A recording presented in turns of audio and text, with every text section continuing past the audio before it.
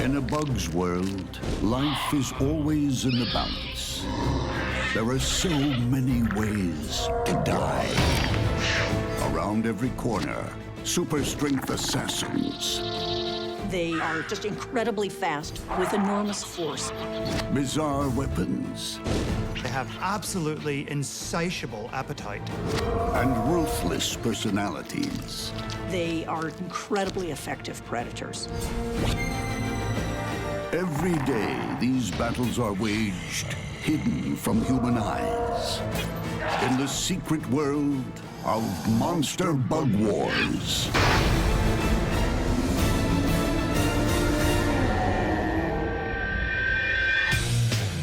The rainforest, rich, beautiful, frightening. Monsters live here, hiding in the darkest, dankest corners. They're the stuff of nightmares. When a giant rainforest mantis confronts a spiny leaf insect, it's a monster battle.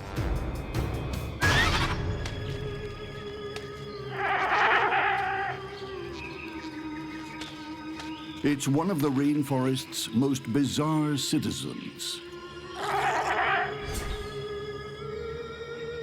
A creature so strange, it could be from another world.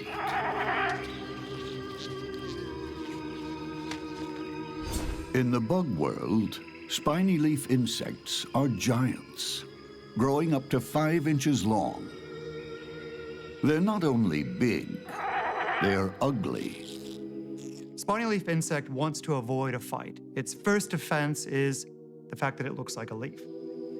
If a predator does get past the camouflage and detect a spiny leaf insect, it'll then rely on its behavior to try to scare off a predator by making itself look big and mean and horrible, like some sort of alien predator from another planet. Nature often saves scariness for the vegetarians. You see, they need to deter their predators rather than fight them. Although it looks like some kind of battle bot, the creature isn't naturally aggressive.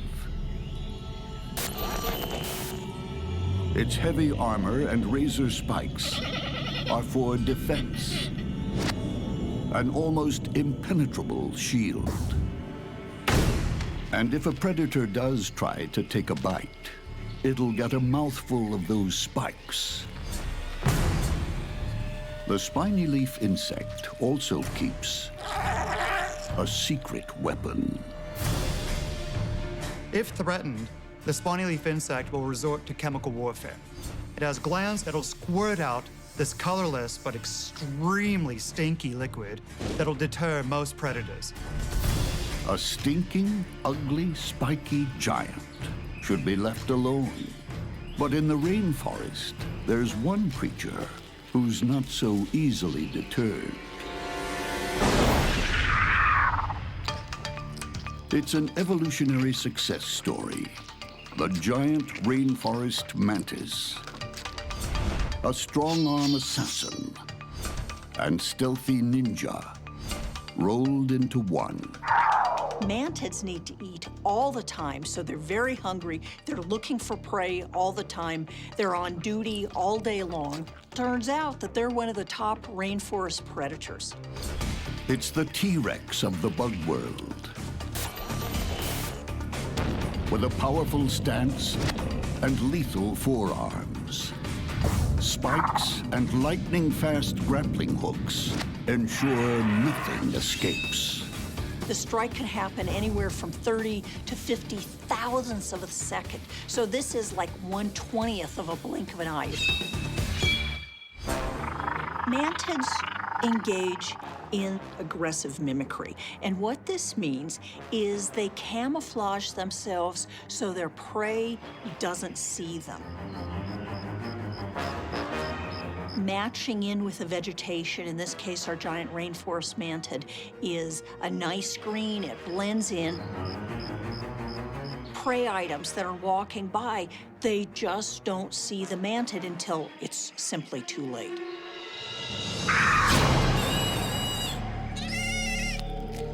This hapless grasshopper never stood a chance. There's one more thing about the giant rainforest mantis. It eats its victims alive. They're pretty good at orienting their bites toward the head of whatever they've captured, and essentially once you've taken the head off of anything, it stops struggling much more rapidly.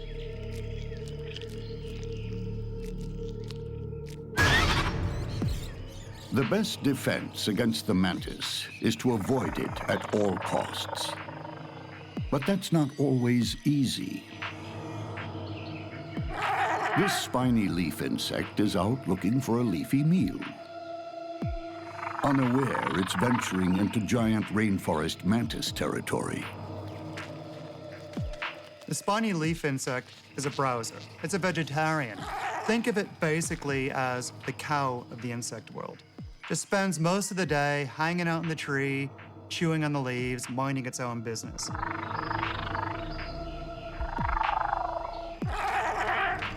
The leaf insect has attracted the attention of the mantis.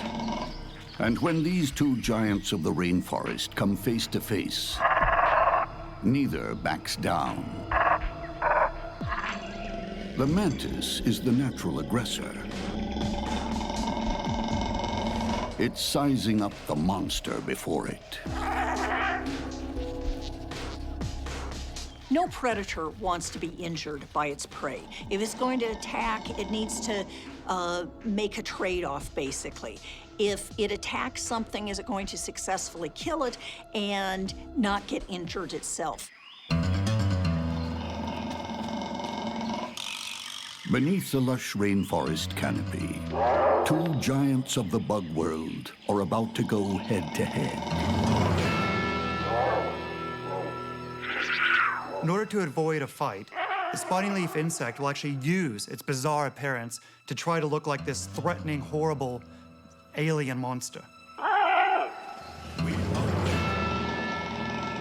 No predator wants to be injured by its prey. So in this case, you've got a really big rainforest mantid, but at the same time, the spiny leaf insect is really quite a large insect. The giant rainforest mantis has weighed the options. It's only a matter of choosing the moment to strike. We will win. But with faith in its heavy armor, the spiny leaf insect pushes gamely forward.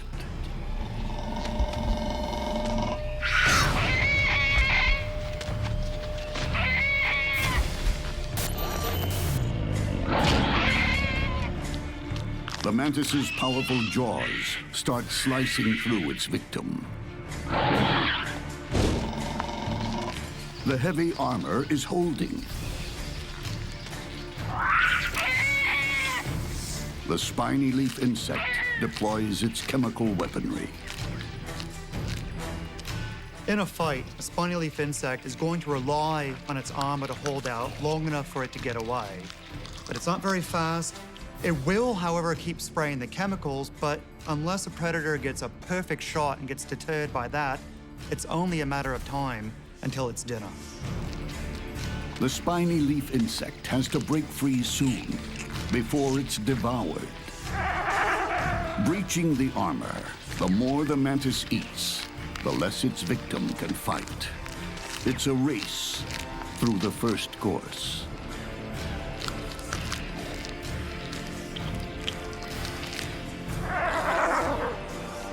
Mantis mouthparts work overtime as cutlery.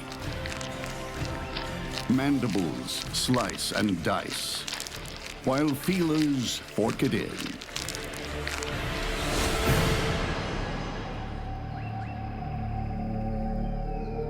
Another life ends in the rainforest.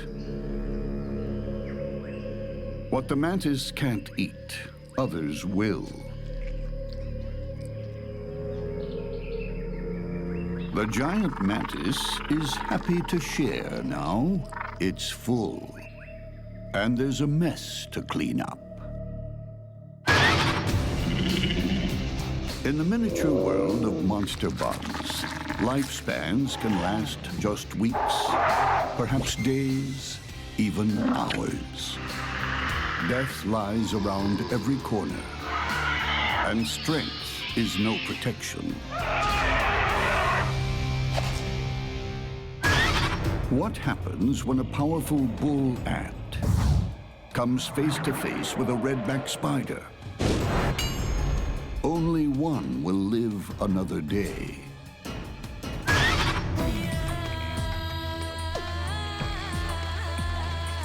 In the ant world, life is all about the colony. Ants work as a team, all for one and one for all. But for this species, going solo is allowed.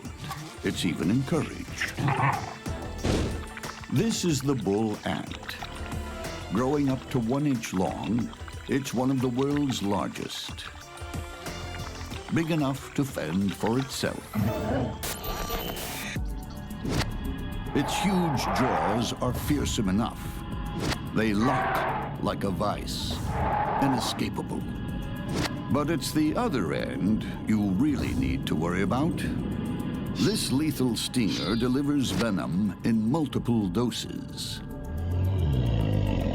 The bull ant sting is one of the most painful things in the world. And unlike a bee, they can sting over and over and over again. Although it's a tough guy, this worker is tempting fate today, out on its own, a long way from home. It's on a mission to bring home food for the colony's larvae. Everyone's depending on it. Bull ants are free-roaming wanderers who hunt alone, and they don't actually eat what they catch. Instead, they take it back to the nest for the larvae, who have an absolutely insatiable appetite. To the bull ant, the world is a chaotic landscape of sights and smells. So it needs hyperactive antennae and bulging eyes. But the bull ant has something else. Twin claws on every foot give it the powers of an action hero with attitude. The bull ant is the pit bull of the insect world. He's aggressive, fearless, and will take on any opponent, even those much larger than himself. And bull ants will take their captives, dead or alive. Their sensors are always on high alert. A bull ant has an incredible capacity for detecting scent and smell. It can tell it not just who's around, but what it's doing. This spider is a casualty of another skirmish. But the bull ant makes sure, with a kill shot from its lethal stinger. It's not fussy. This spider is food. Bull ants are amazing predators. They're voracious and incredibly efficient. They devour all in their path. The tasty meal of spider is dragged back to the colony. And if obstacles are insurmountable, those trap jaws are powerful enough to sever limbs and take spider drumsticks back, one at a time. To the uninitiated, the bull ant can be mistaken as vain. It looks like it's constantly grooming, but it's actually cleaning its sensors for battle. Ants need to groom in order to clean their sensors, such as their antennas. Much as when we're driving our car, we need to clean our windshield if we want to be able to see.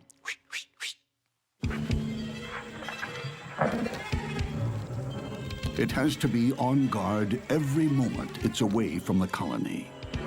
There's no backup if it runs into trouble.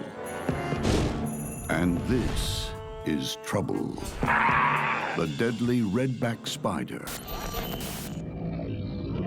From the Black Widow family, she's renowned for her super toxic venom and lightning speed. But the redback has something else for the unwary. A super-engineered web.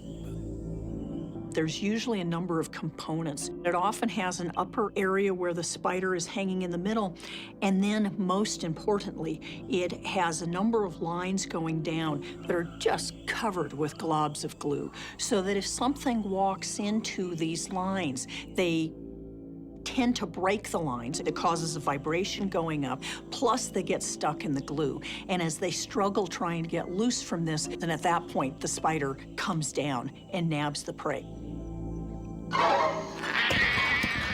She specializes in tailor-made straitjackets. With lightning speed, she spins a suffocating silk suit that's only worn once. The way the redback gets the silk out of the spinnerets is on the fourth leg, it has a comb, and it combs the silk out of its spinnerets. Spider silk is considered to be stronger than steel. It's considered to be the strongest biopolymer known. Few creatures leave a redback's web, and the bigger they are, the harder they fall. But can a smaller foe get the upper hand? This contest pits two agile killers head-to-head. Jaws and Venom versus Death Trap. The bite of a bull ant's not gonna really do that much. What it needs to do is get a sting in and get that deadly venom inside that spider. Here you've got a situation where you've got two predators that are about the same size, each of which has multiple lines of defense, and so it honestly could go either way.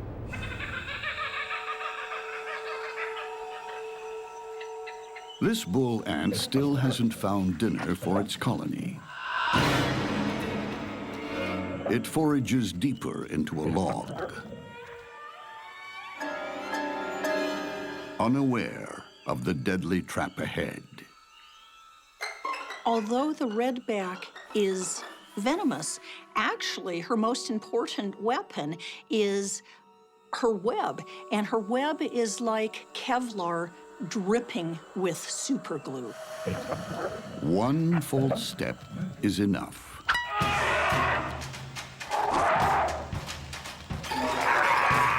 The redback races to weave a deadly suit. But she has to be quick. If those jaws get her, or that stinger, the tables will turn. All the bull ant needs is one single sting, and the redback spider is dead. The bull ant's jaws are trapped. A sting shot is its only hope. But its captor is weaving at lightning speed. Every second makes it harder and harder to move. But as it's hoisted up, the ant breaks free and tries to bite. The bull ant has these incredible, powerful mandibles that can give a really nasty bite. It's like you have a vise that's combined with a saw. The spider needs a better suit. Fast.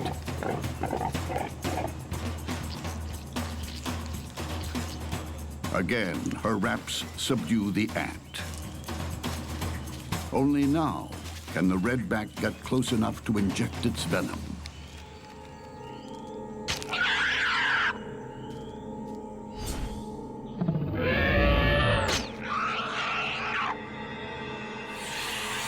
The deadly brew flows through two tiny fangs. The venom is going to attack the nerves of the bull ant, killing it almost immediately. All the spider needs to do is wait as her victim dies in a silk shroud.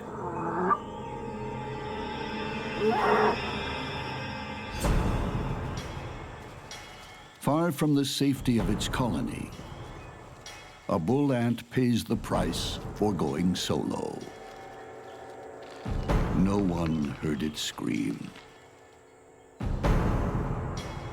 I don't think a redback that had fallen out of her web or was out of her web wandering on the ground had any chance against a bull ant. But a redback that's in her web, she has total control of the situation.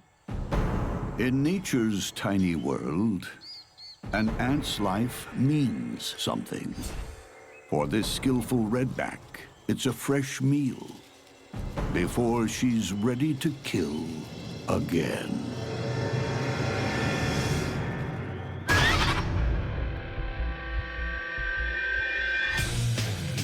The world is crawling with bugs. Half of all known species on our planet are insects.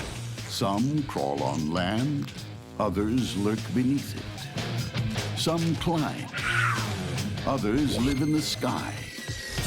There is no escaping bugs.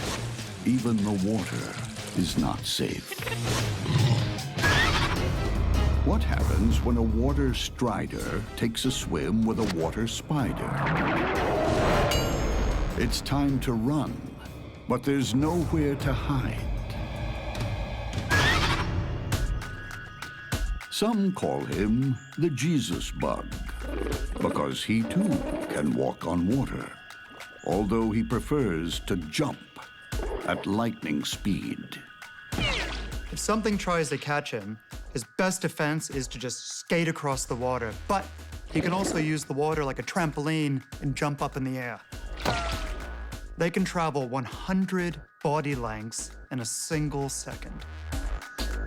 It's like a 6-foot-tall human taking off at 400 miles per hour. More incredible still, the water strider never gets wet. Along each leg, thousands of tiny hairs trap air bubbles, and this makes a waterproof coat. Also helping to keep the water walker dry is surface tension on a pond. Its long legs spread its weight without breaking the surface. They distribute their very light weight in such a way that they don't break the surface tension of the water. This allows them to use the water as basically a big piece of bendy rubber. Buoyed by this skin of water, the strider wields a lethal weapon. It's a giant proboscis that spears and kills its prey. It also doubles as a drinking straw for insect innards. Like a hypodermic needle on legs. His bite is mean. A small creature that can't handle the water soon becomes Bug Slurpee. Water striders feed on the water surface. They're basically an undertaker who make the sick and dying die. The water strider turns any pond into a battleground, but it doesn't have the field to itself. The water spider is just as comfortable on a pond as it is on land. Water spiders are able to travel across water much more effectively than most other spiders or many other invertebrates. If they were a car, they're moving on the order of 300 miles an hour. I mean, they're just incredibly fast spiders. Though this female is bigger than the strider, she still doesn't sink or get wet. She also relies on tiny hairs to make an air suit. Even more astonishing, she has tiny claws at the tip of each leg, giving her incredible grip on the water surface. If they really want to take off and run after something or run away, they're able to literally gallop on the water. They raise their legs up and are literally running across the water in a gallop.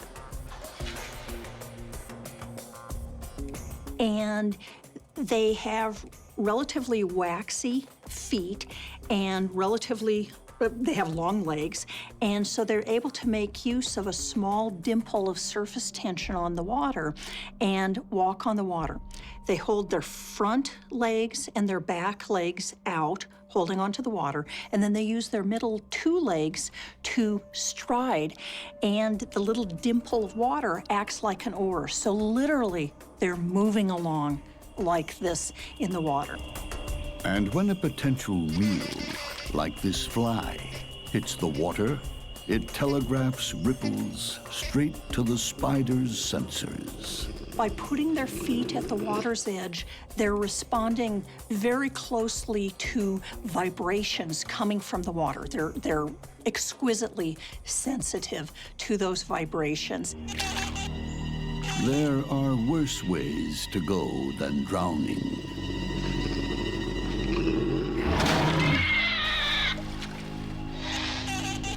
You can be killed and eaten inside out.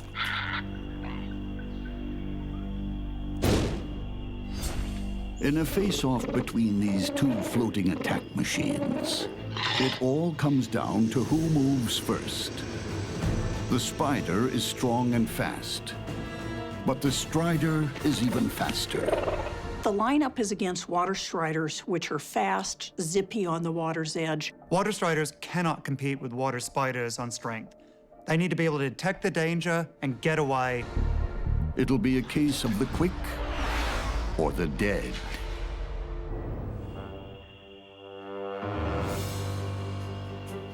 These water striders are drifting around the pond with the wind. At the water's edge, the spider dangles her sensitive feet, picking up the slightest movement. The striders, too, are feeling for vibrations, but they're unaware of the spider hidden against the rock. They tend to be very nicely camouflaged. Often they have coloring that up against rock faces, you just don't see them. Unaware, two striders have drifted into easy range.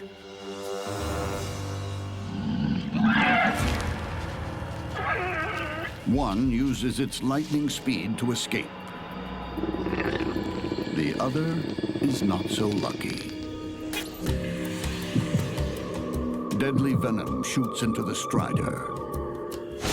It will never know what happened. The fangs are used to squish the prey up to some extent. It is simultaneously regurgitating digestive enzymes. So what they're basically doing is they're dissolving the prey, turning it into a protein milkshake, and then sucking it down. The strider is turned to liquid. The water strider was in the wrong place at the wrong time to mess with a water spider. In bug water world, no one gets wet, but you can become a drink. There's no place like home sweet home, unless you're a bug. Keeping a single address is sometimes impossible when your neighbors are nasty, and you may have to fight to keep your home. Who gets the spoils when a white-tailed spider tries to evict a black house spider? One thing's for sure, no one will leave without a fight. Like us, some bugs invest a lot of work in their home. This black house spider has found just the right hole in just the right tree. Then added improvements. A vast web around the entrance, superglued to the surrounding bark. Anywhere that they're able to find good supports for their webs provides them with some retreat area. This is where they build. And so building in trees, building next to houses, it all works. Its seclusion is no accident. The black house spider is a master of ambush. Dinner is always home delivered. Victims, like this unsuspecting cockroach, have no idea they're even on the menu. The web looks ramshackle and ineffective. Quite the contrary. It's like an elastic minefield. It's silk that can stretch 400 times its length. It's really, really stretchy silk, and there's a lot of it. If you've got a small insect that has hooks, that has little spines on its legs, it really gets entangled very easily in the silk, and as it's trying to push itself away, it gets more and more entangled in the silk. The lightest touch on the silk transmits straight to home base. Black house spiders really are completely attuned to vibrations. They're not using vision to find their prey or to avoid predators. It really is this acute sensitivity to vibrations in their web. Few creatures see this ambush coming.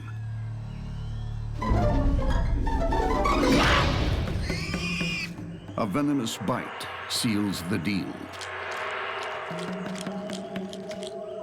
But the spider doesn't stay on the street for long. It always eats in. Not all spiders are homebodies. Some are drifters, like this white-tailed spider. She's not tied down with webs and maintenance. She's a roaming assassin who prefers to eat out. The white-tailed spider is not fussy. It'll eat pretty much anything that it can encounter, but its favorite meal is the black house spider. Today, the whitetail is ravenous. She's like a bloodhound, sniffing scent trails from potential victims. But she's not using her nose. She doesn't have one. The tips of her legs are equipped with scopulate hairs. Underneath the hairs are chemical sensors that guide her to her target. Because the white-tailed spider uses its feet so much, it's absolutely important that it keeps them very, very clean. And those chemical sensors have just detected a black house spider. Whitetail doesn't bother too much with the defense. This is an animal that's all about offense. It goes out looking for trouble. It starts the fights, and it finishes them. The roving assassin is about to become a home invader. And the black house spider won't back down. One thing's for sure. There will be only one survivor.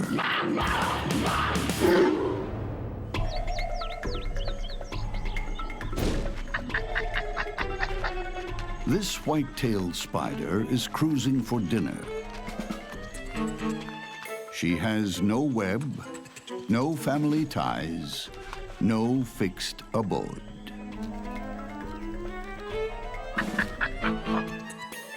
Further up the tree, this black house spider lives a different lifestyle. It set an elaborate web outside its permanent home. Now it's monitoring for vibrations, hoping whatever's coming will be another meal.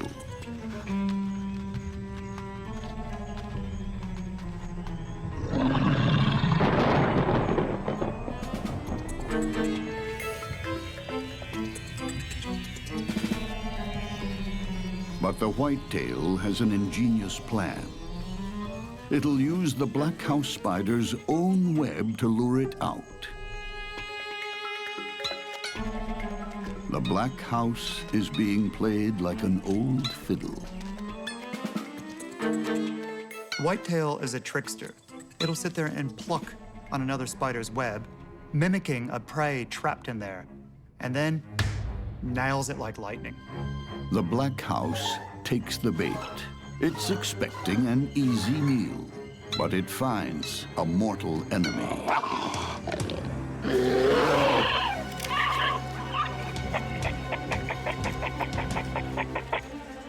The black house throws a decoy, its own leg.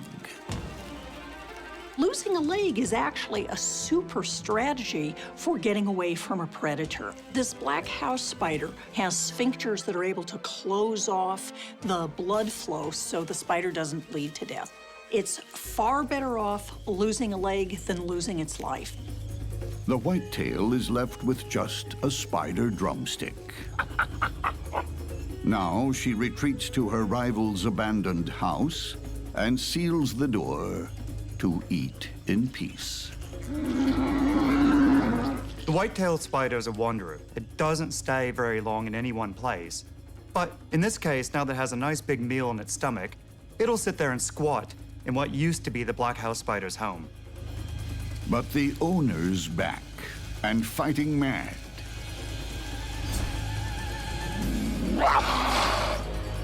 It plans to repossess its house.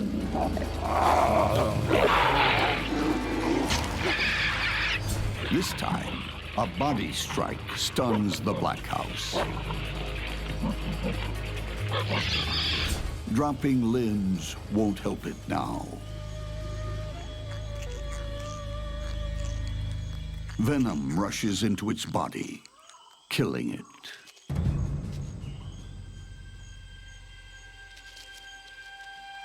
There's one final indignity. The black house spider will be consumed in its own home.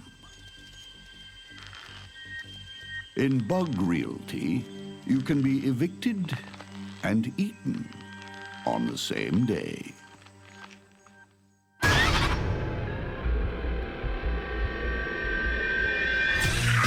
In the art of war, bugs are true virtuosos. They have evolved so many ways to kill, they leave humans in the dust. But it's nearly always hand-to-hand combat. And every victory is hard won. When a wolf spider meets a Sydney funnel web spider, it's a deadly contest between the old and the new.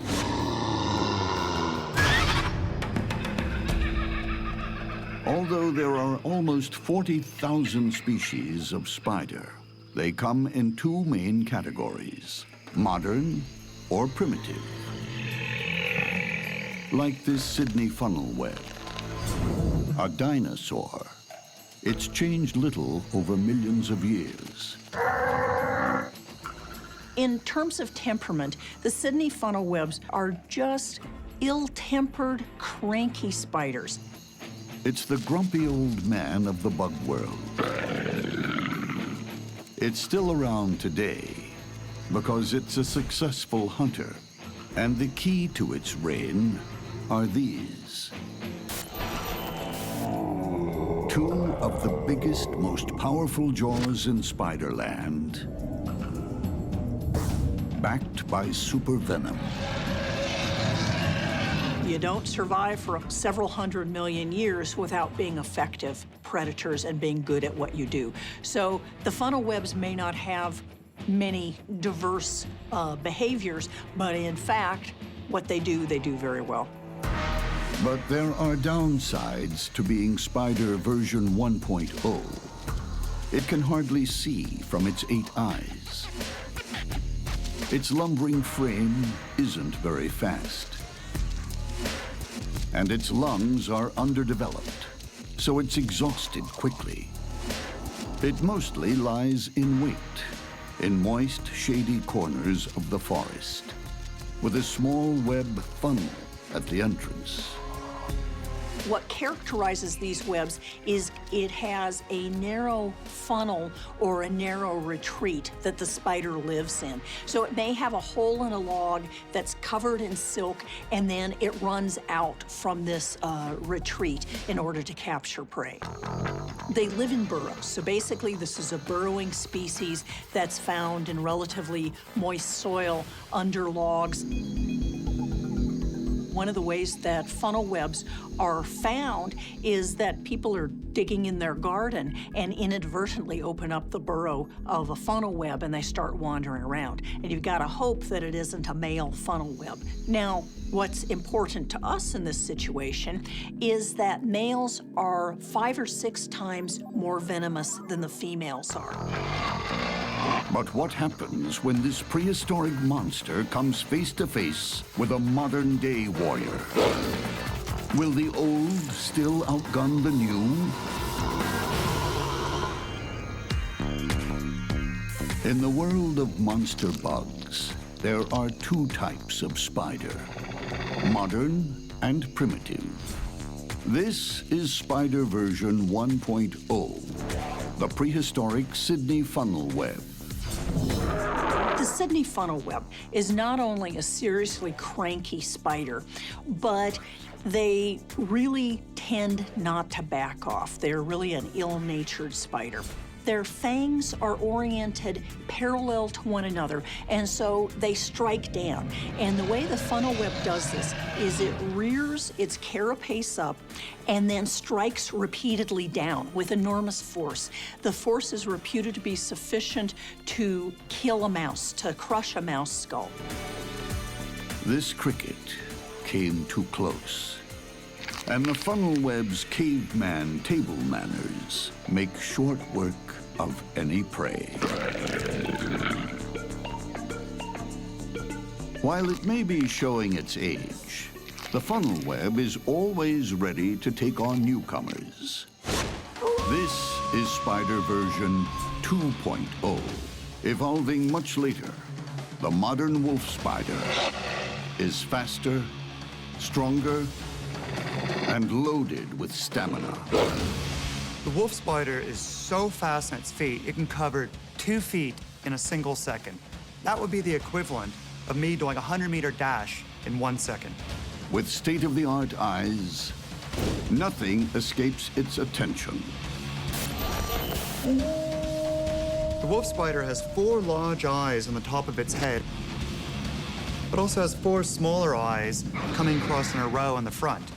This gives it fantastic night vision and some of the best vision of any spider. It's like an Olympic athlete that wins gold, not just for the 100-yard dash, but for the high jump as well. The wolf spider is capable of jumping 8 inches, even onto vertical surfaces. This would be the equivalent of me being able to jump 100 feet in the air. But this is no recreational hunter. The wolf spider is a killing machine, and it kills to eat.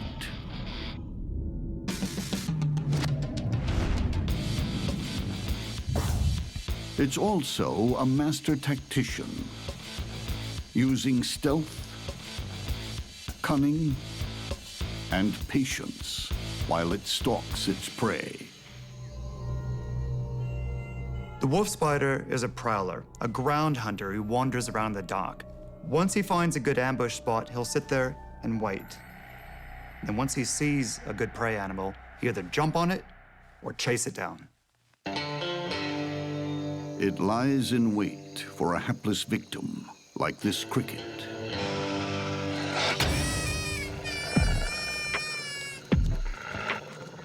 He is fast and powerful, basically the cheetah of the spider world. He hits his prey so fast and so hard, they literally get bowled over. Sharp-eyed, fleet-footed, packing powerful venom, the wolf spider is a major upgrade from its primitive cousin. Though it can outstalk and outrun any contemporary, sometimes it has to face off with its prehistoric past in a test of evolution. The wolf spider's best defense is his ability to outrun or outjump pretty much anyone.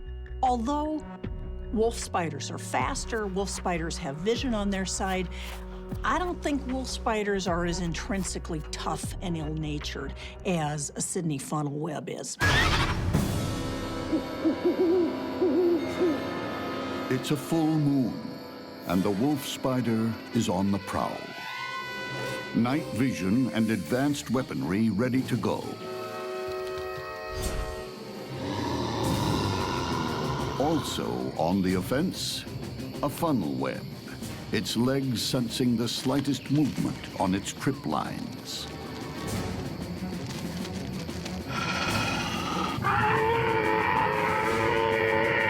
The funnel webs will rear up, and you can see venom dripping out of the tips of their fangs. And they will stay in this position for 10, 15 minutes, ready to strike should the potential predator or prey come any closer.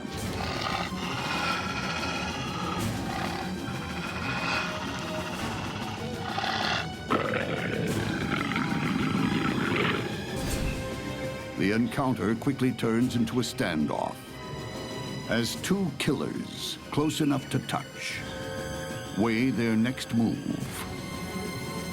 It's a tricky standoff, like two gunfighters waiting for the other one to flinch. The funnel web spider has bigger fangs, but the wolf spider has the speed. One thing is for certain, the next move will be fatal.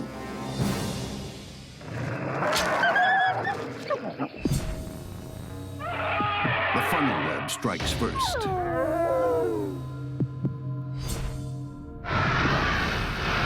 As the funnel web's massive jaws rip open the wolf spider, venom floods in.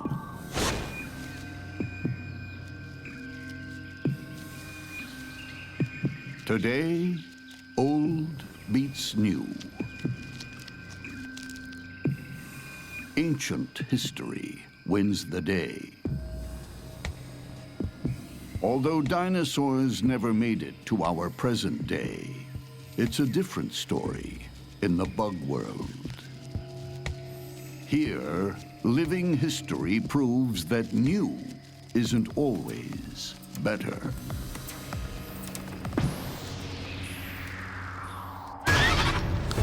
In a monster bug war, you're either victor or victim. Camouflage is no defense against a ruthless assault. A lethal stinger is powerless, encased in a silk coffin. Speed is no match for stealth and cunning.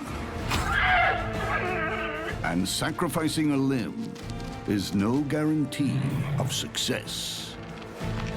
When bugs go to war, only the victor lives to fight another day.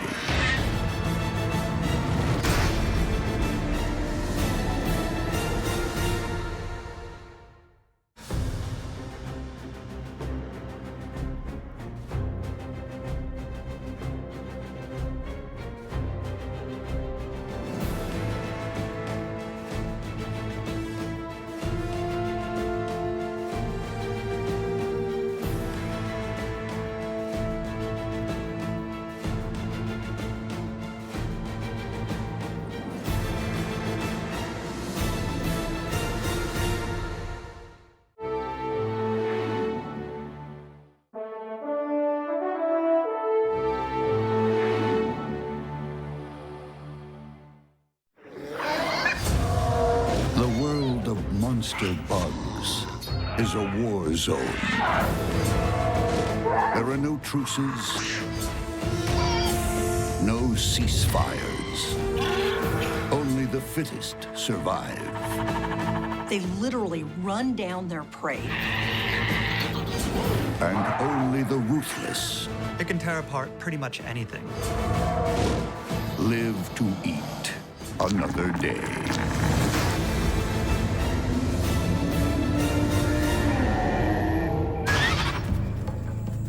In the monster bug world, there's nothing more unsettling than silence. knowing that something unheard and unseen is patiently awaiting its chance to kill you. What happens when an ogre-faced spider sets a trap for an assassin bug? It's the skill of one forest ninja versus the stealth of another. In mythology, the ogre is a terrifying monster. Cruel, brutal, and hideous. But in the bug world, this monster is no myth. Ogre-faced spiders are about as neat as spiders come. Their middle posterior eyes, so their posterior median eyes, are huge.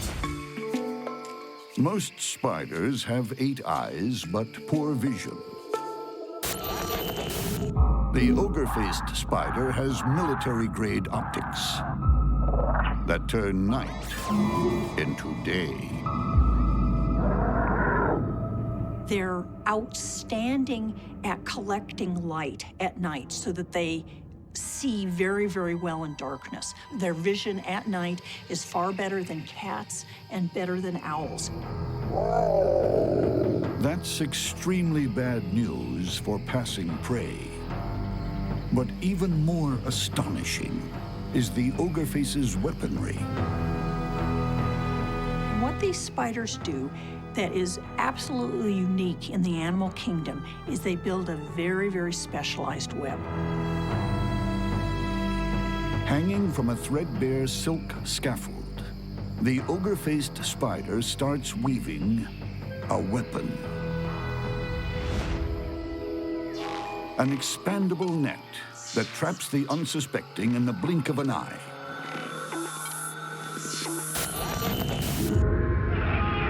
It flings it over its prey like a gladiator, casting a deadly net.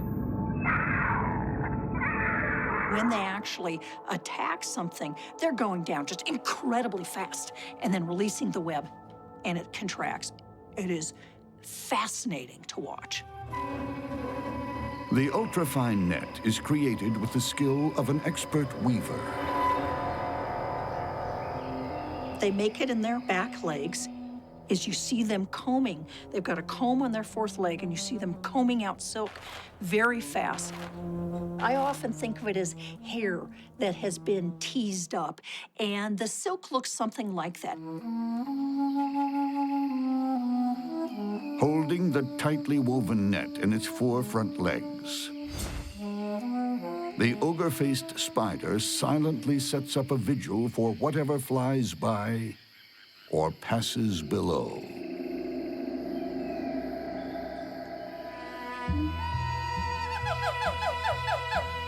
Equally fascinating, every bit as silent and deadly, is the assassin bug. Watching the assassin bug move is like watching a Shaolin kung fu master walking across rice paper. Gentle, silent, careful. Not a single mark, not even the most minute noise. No wonder it's called the assassin bug. Its weapon of choice is part long sucking mouth, part syringe for injecting venom. The assassin bug stabs its prey using this long beak-like structure called a rostrum. But with the rostrum, it has additional microstructure. It's called stylids. And what they do is they open up small tears inside the prey, which facilitates the venom flowing in. The assassin bug feeds on any insect it can catch. It's even been known to skewer bats and humans. But it doesn't rely just on its rostrum. It has antennae as long as its body, which gather intel on the grasshopper it's silently stalking. It also plays smart.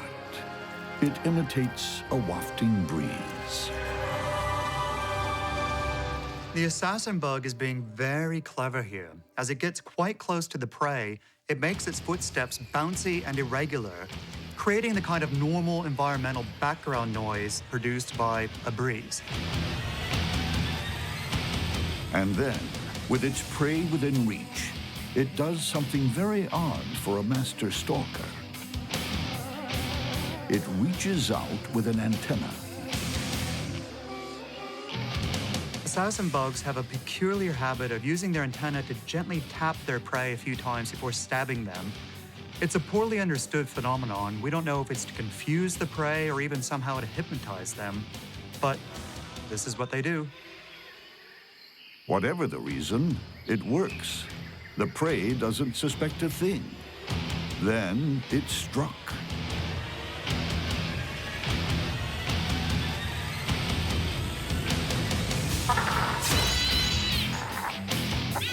The assassin bug's rostrum spears the grasshopper's back.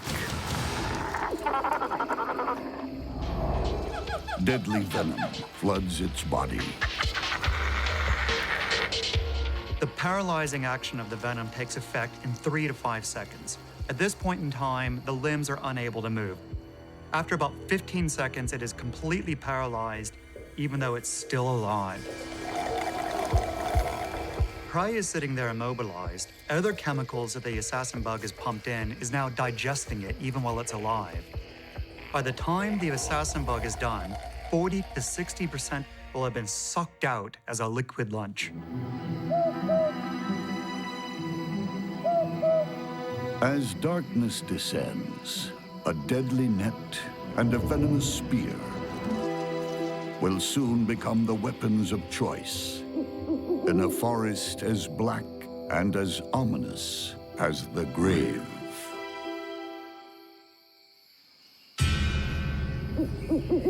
Two Bug World gladiators are about to do battle. One armed with a spear that pierces flesh with ease, and the other with a fast-release net that can finish a fight before it begins.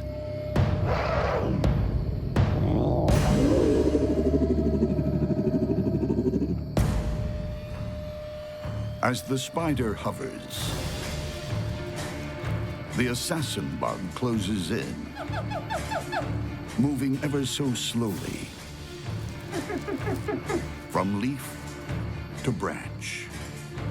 The two deadly foes converge in the darkness. The assassin bug needs to get past the net to strike a blow. It tugs on the web, but a foot gets caught.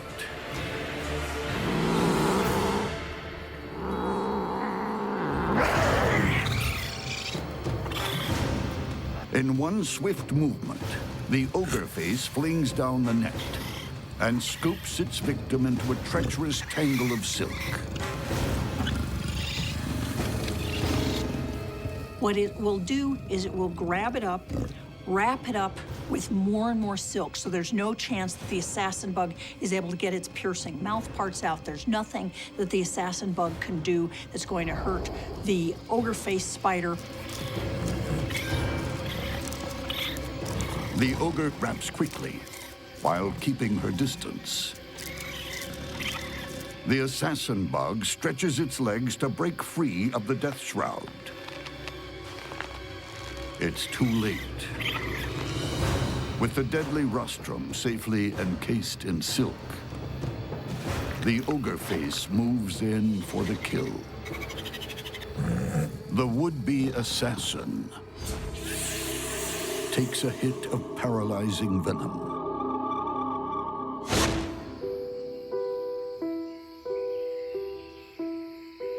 Death is seconds away. But the ogre-faced spider ignores the formalities.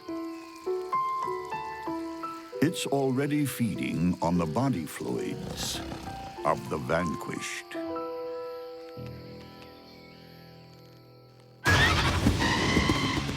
In the world of carnivorous bugs, murder is a way of life.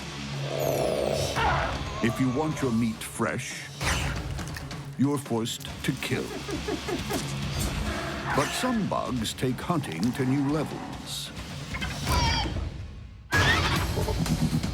What happens when a bulldog raspy cricket and a whistling tarantula come to blows?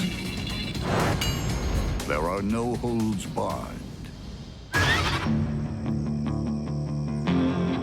If you're an insect, you enter the grassy bushland of the bulldog raspy cricket at your peril. It's the stormtrooper of the bug world. Compared to the raspy cricket, other crickets are pushovers. These guys are just nasty. Bulldog raspy crickets are very fierce fighters.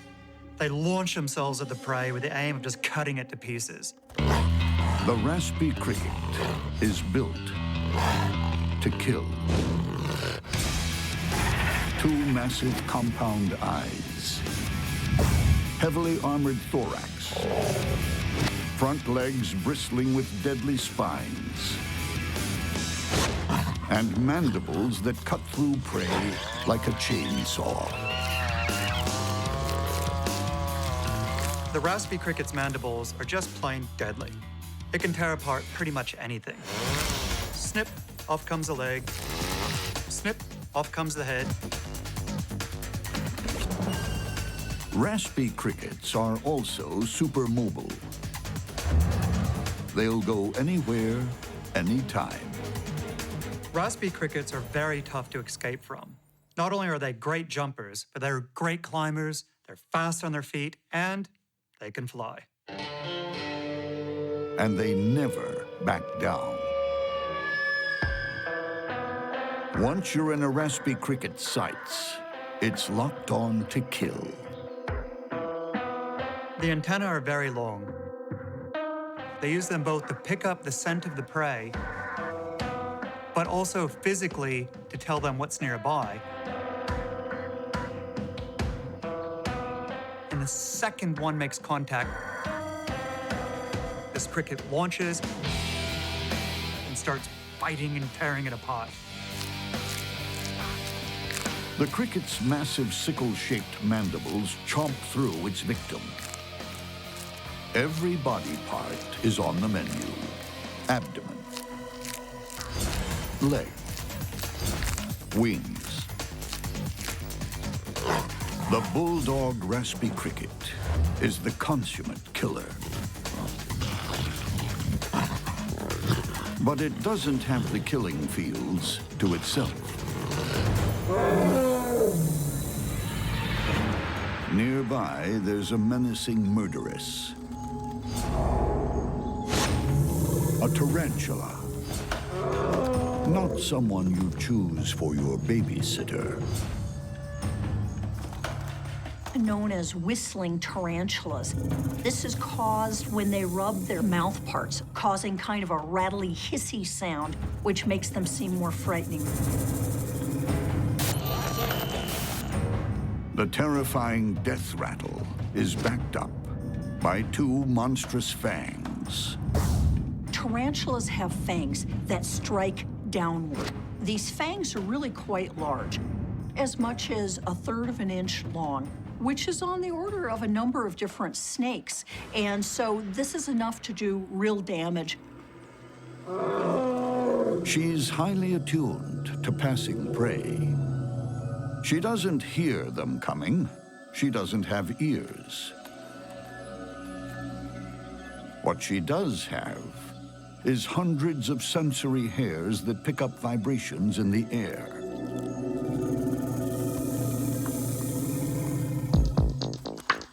And the whistling tarantula has another early warning system. She lays a thick bandage-like alarm bell with two huge spinnerets that act like web-weaving fingers. creating an elaborate first line of defense. She waits at the entrance of the burrow.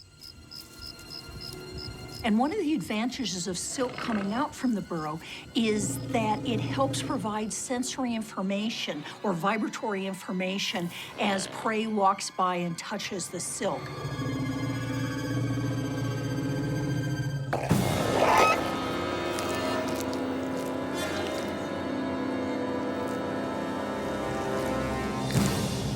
This regular cricket was easy meat.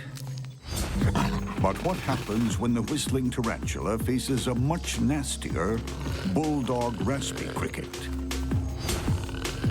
A fight between these two could go either way. I think the raspy cricket will try to use brute force to overpower the tarantula and get in a damaging bite before the tarantula can sink its fangs in and deliver the venom. Some in the bug world don't kill to live. They live to kill. They don't just attack, they annihilate. The whistling tarantula is a murderess. Armed to the teeth with dagger-like fangs that spear through her prey like a knife through butter. It's got big fangs, it's got big legs, it's got hairs so that it's able to climb essentially anywhere, and it's a big, aggressive spider. Her mortal foe, a nasty neighbor. The bulldog raspy cricket is also packing serious heat. Spiked legs, deadly jaws, and a bad attitude. It often holds true in the bug world that attack is the best form of defense. So while the raspy cricket chows down on its latest kill, the murderess launches a surprise attack.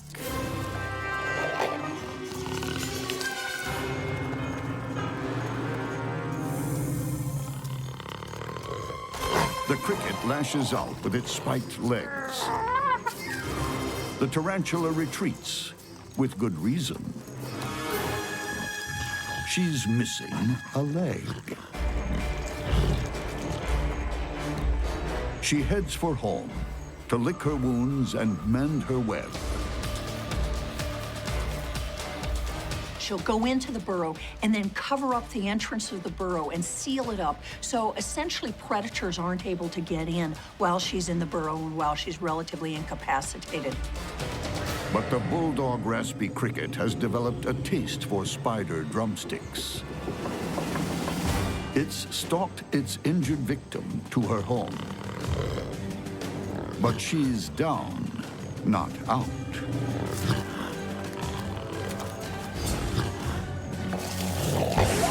A massive body kick sends the killer cricket reeling. But the cricket is nobody's football. Each combatant has scored a blow. Now it's really on. One of them is going to die. If that raspy cricket gets its strong jaws onto the soft-bodied tarantula, the tarantula is absolutely done for. So it's really a battle of timing and speed here. The stormtrooper is back, madder than ever. It flushes the tarantula from her burrow. She makes a break for it. But the raspy cricket's mandibles shear through the tarantula like colossal bolt cutters. Once they start biting the prey, they sit cross-legged with their arms locked together, forming a spiked cage that the prey has little chance of escaping from. The murderess has met her match. She's not just eaten. She's torn apart.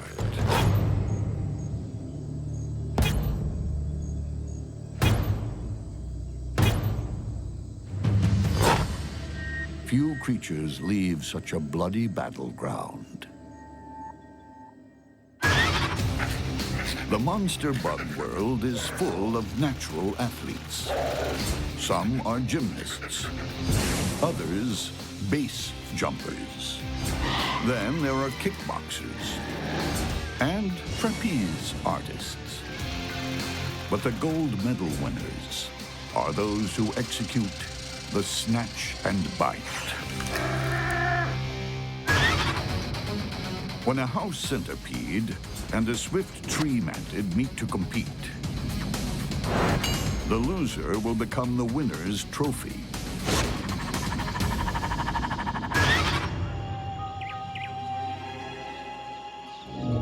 This is a house centipede. A lean, mean killer with just 3 speeds: stopped, fast, and faster. With 30 legs to propel itself, it's the bug equivalent of an Olympic track and field team rolled into one. The front legs are relatively short, the hind legs are relatively long, so the legs don't trip over one another as they're running this fast. When the house centipede feels the need for speed,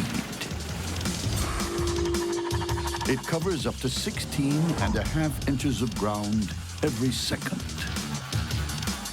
That's like a human sprinting at 42 miles per hour. It's a unique design where even a couple of spare limbs are put to good use. The centipede has venom claws. These are evolutionarily modified front legs that are sickle-shaped organs that are extremely flexible and are able to inject venom into the prey, plus help tear it apart. But deadly venom and lethal speed are useless unless you can see where you're going. These centipedes have huge compound eyes. It's clear that they're using vision to track their prey, and this might be related to the speed at which they're chasing. This cockroach would do well to run for its life. But you can't outrun a gold medal sprinter.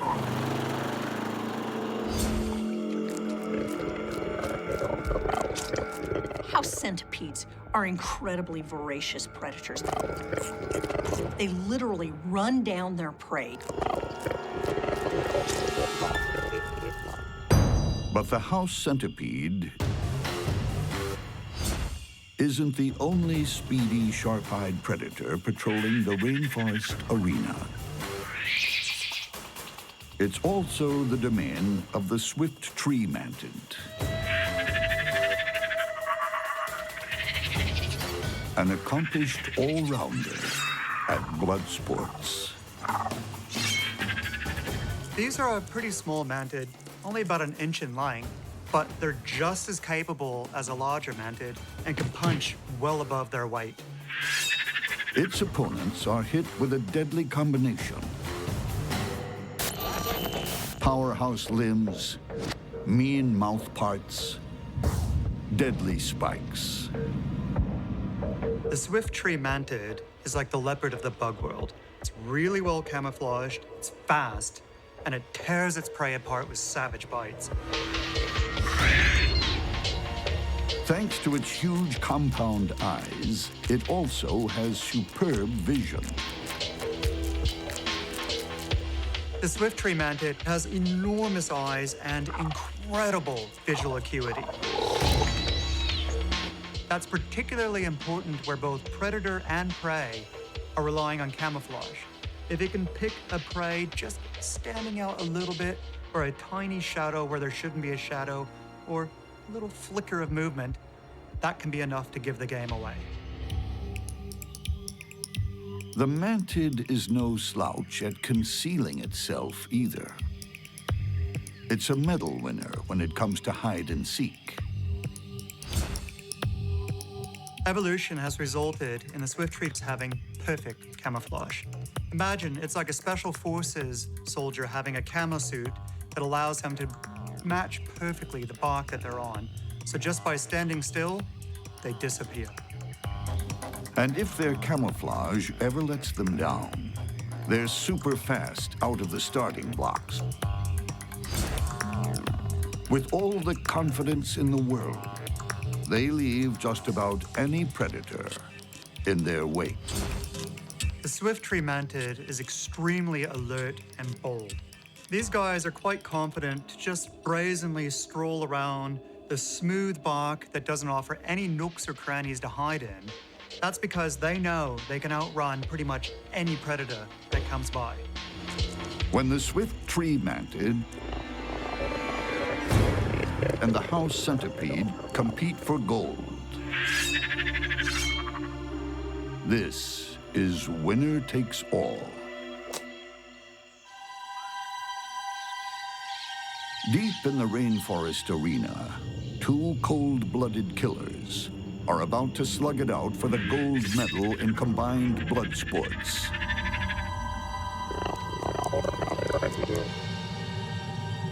The swift tree mantid might be small, but it's not intimidated. The swift tree mantid is extremely alert and bold. It's seemingly unafraid of aggressors, even ones much larger than itself. When confronted, it'll stand its ground, pull some intimidating-looking poses, give a wicked stare. Is the mantid bold or just plain foolish? Its opponent, the house centipede, isn't backing down either.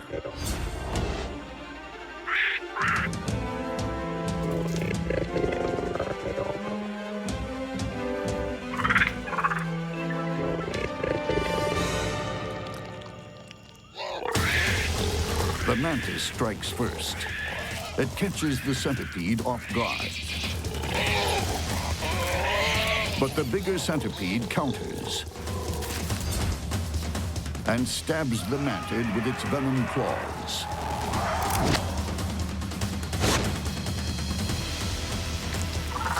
Then starts ripping its victim apart while it's still alive.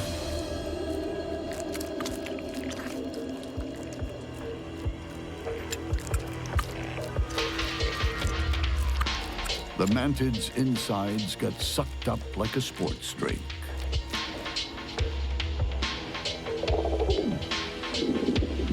In the bug world, there's only room for one on the winner's podium.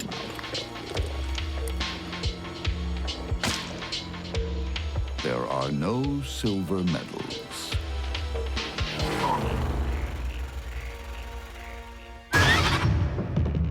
When bugs go to war, there are no rules, no sense of fair play, and no concept of picking on someone your own size.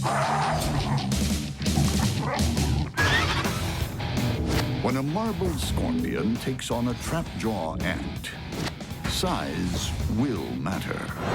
But will bigger be better?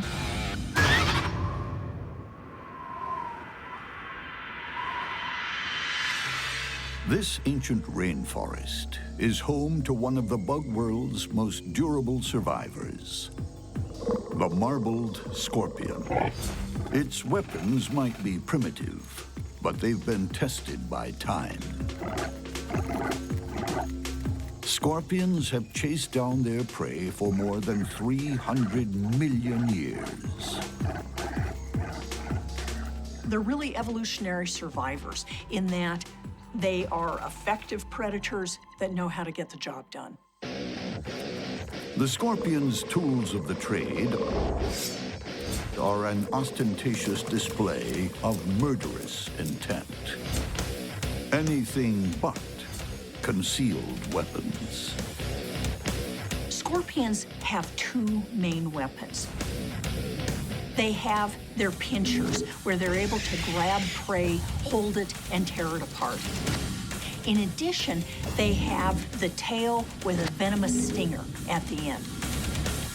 So they're able to grab prey, crush it, and sting. Scorpion venom can kill in an instant. But its eyesight is weak. Instead, the scorpion locates its prey with sensory organs that work like high-tech antennae. They've got something that are known as pectines behind their fourth pair of legs on their belly. They act like radar, so they're very sensitive to chemical information, to vibratory information on the ground below them. The marbled scorpion is also very wily.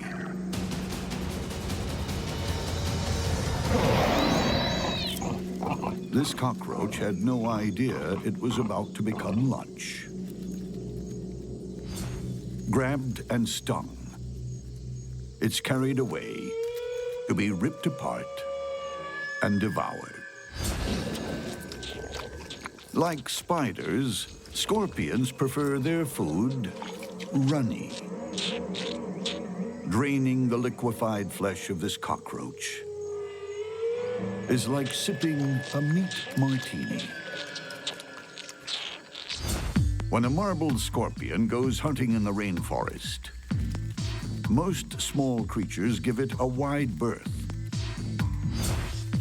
But not all are so easily intimidated.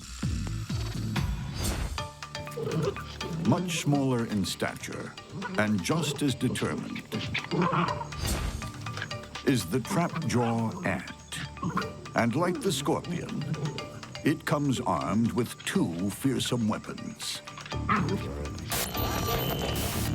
One at the front, one at the back. The trapjaw's sting is very potent, and because they can use it over and over again, they can come in for a first strike, back off, and then just wait for the venom to start to take effect, and then come in for another series of stings to finish the prey off. But the front end is also loaded with a hard-hitting weapon. The trapjaw mandibles open a full 180 degrees, much like a crossbow, and then it's set, all that force waiting. The minute something touches one of the delicate sensory hairs on the inside, snap shut with incredible force. The peak force is equal to 300 times the ant's body weight, and the speed is astonishing.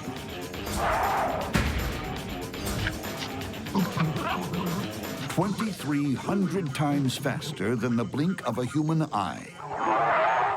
The force is so strong, it can actually pop the prey open, sort of like a melon being crushed to expose the soft inside.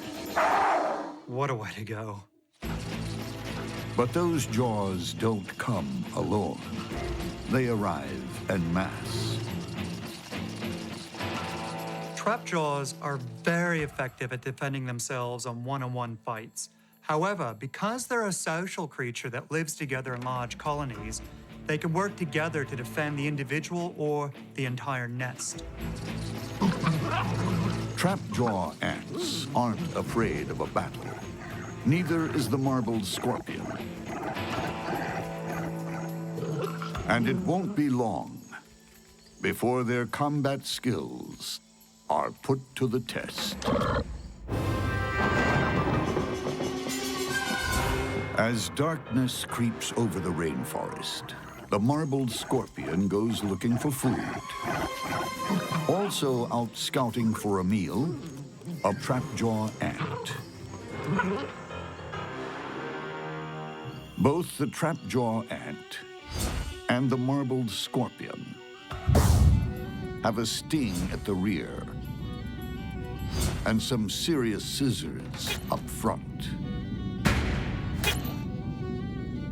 When the trapjaw mandibles snap shut, that popping noise we hear is actually a shock wave that's so strong, it's like an air gun going off, and it can actually stun the prey. But getting close enough to a scorpion for that is dangerous. Its long arms knock aggressors down like bowling pins. And there are those pincers to confront. Long and strong, they're a deadly weapon, especially when the scorpion's foes are small. Although the marble scorpions don't have particularly large palps, they are really suited for grabbing ants. They're able to grab little things quite effectively and crush it. The ant forages, unaware of the scorpion camouflaged on a rock. Eventually, it sees it. And the ant has only one response: attack. The scorpion leads with its left, but can't score a hit. The ant counters with sharp jabs from its jaws, like a stun gun. Each blow sends shock waves through the scorpion's body. It's hurting badly. While the scorpion has weapons on both ends, so does the trapjaw. But what it really wants to avoid is that scorpion stinger. So its best strategy is going to be get in a quick burst sting, back off, wait, and then once the venom kicks in, come back for a series of killer blows. The strategy is working. The scorpion is down, but not out. The lone ant calls for reinforcements. These ants, they're constantly in communication with each other through touch, body movement, the use of chemical signals. The call to arms is fast and effective. Troops arrive in force. This doesn't look good. Scorpion should get out of there as quick as possible. The scorpion is totally outnumbered.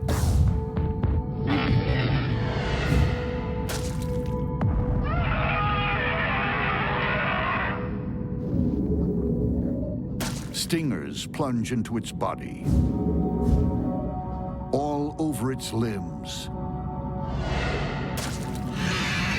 Multiple stings send deadly venom coursing throughout the hapless scorpion's body cavity.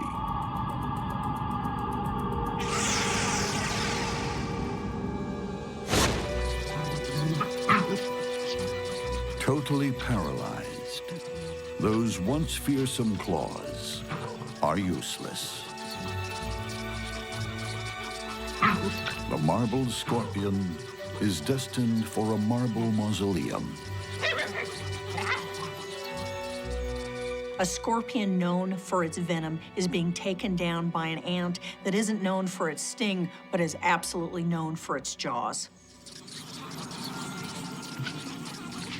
It's the ultimate in dignity. A rainforest supremo is dragged from its rocky pedestal to be cut apart and fed to ant larvae.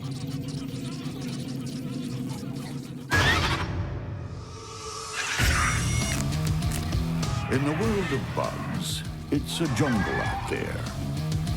And there's only one law in this jungle. It's eat or be eaten. When two bizarre spiders go into battle, it'll be a bug fight with a difference. One jumps, the other spits. For all its benign natural beauty, the rainforest harbors some truly odd creatures. The metallic green jumping spider looks like an 8-legged disco dancer. But it's an agile, spring-loaded killer. Jumping spiders typically make the largest leaps to get from one location to another.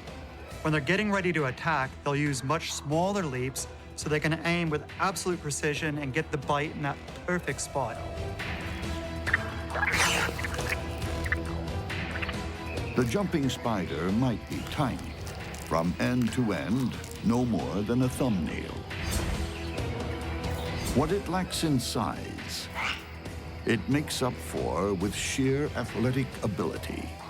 And it's got something else: brains. Jumping spiders display a level of awareness that is remarkable, far beyond most other spiders or bugs. They're intelligent and inquisitive, but most remarkably, they can adapt their hunting as the situation changes. It has all the animal cunning of a jungle cat. Jumping spiders are sometimes referred to as eight-legged cats, mostly because of their very large eyes, but they're also very feline in their predatory behavior. They'll stalk their prey, they'll circle it, they'll leap onto it and then bring it down with their fangs. In the human world, stalking is a crime. In a bug's world, it's a skill that puts food on the table.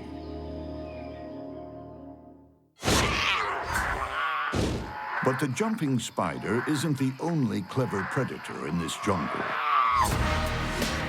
There's a serious rival, the only creature on planet Earth that spits deadly silk from its fangs. The spitting spiders are generally pretty small, shy spiders. They've got 6 eyes, which is relatively unusual. And they've got an absolutely unique weapon, and that's the ability to spit silk. They rear up, they start vibrating their fangs, and then ejecting silk out of their fangs. It's really sticky. It contracts and effectively just pins an insect or another spider down to the ground. Most spiders have silk glands in their abdomens, but the spitting spider comes with reinforcements. 2 extra glands in its oversized head. The spitting spiders have modified their venom gland. The front of the venom gland produces venom the same way in other spiders, but the back end is modified so that it's producing a combination of glue and silk. The deadly concoction is about to be unleashed on this unsuspecting cockroach. So fast, the human eye can barely see it. The sticky silk shoots out and pins the cockroach to the bark. It'll come in and sting the prey very rapidly and then back off and wait until the venom actually works on the roach. A cockroach isn't much of a foe. For a spitting spider, it's just food. But it's a different matter when the food can fight back. While the jumping spider might look like it's missed its calling as a disco dancer, this is not a wimp. If it can get into a position to attack the spitting spider, it will. The spitting spider, it depends on if the jumping spider is in the right range and it's able to respond rapidly enough and pin that jumping spider down. In a bug world jungle, 2 pocket-sized predators are on the prowl. One, an expert stalker, able to launch itself at an enemy like a jungle cat. The other, armed with an assault weapon straight from science fiction. Fangs that spit deadly silk with pinpoint accuracy. The spitting spider is able to shoot gluey spit out of its fangs at incredible speeds that rapidly pins down its prey. It's just a matter of time before the predators cross paths and cross swords. Like a leopard, the jumping spider has stalked its victim, silently, relentlessly. It leaps at the spitting spider, but it's off the mark.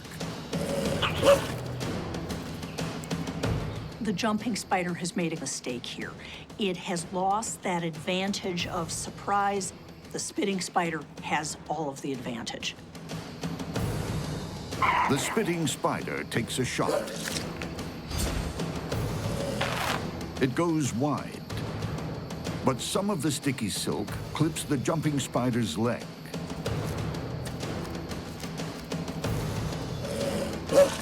And the spitting spider fires off another round. Only in slow motion can the airborne mass of sticky silk be seen. As the jumping spider is glued flat in the fork of a branch, the spitting spider comes in to administer the kill shot. This just shows how important it is to get it right the first time. If you don't, there's a really good chance you won't be around to fight another day. The jumping spider will never jump again, as its insides are sucked out. All that remains is the solitary reminder to look before you leap. On the bug battlefield, there are no soft options. Camouflage is no defense against brute force. Fearsome looks don't faze seasoned killers. Awesome weaponry is worthless when you can't land a strike. And a lone fighter has no answer for an overwhelming force. On the monster bug battlefield, the only decider is death.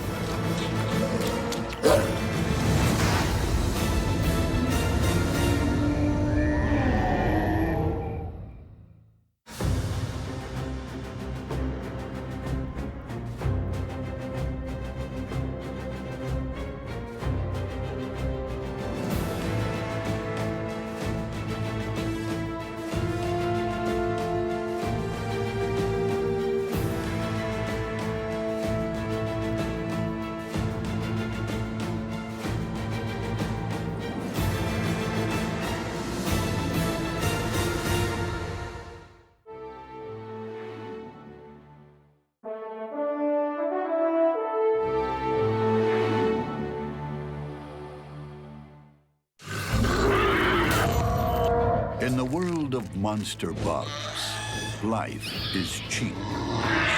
Ruthless killers roam the underworld. There's no mercy and no half measures. They're like an entire team of wrestlers in one animal. When bugs go to war, They're incredibly effective predators.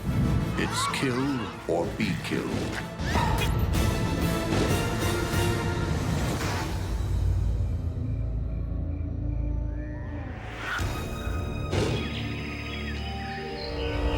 Beneath a verdant rainforest canopy, there's a hidden world, a bug's world.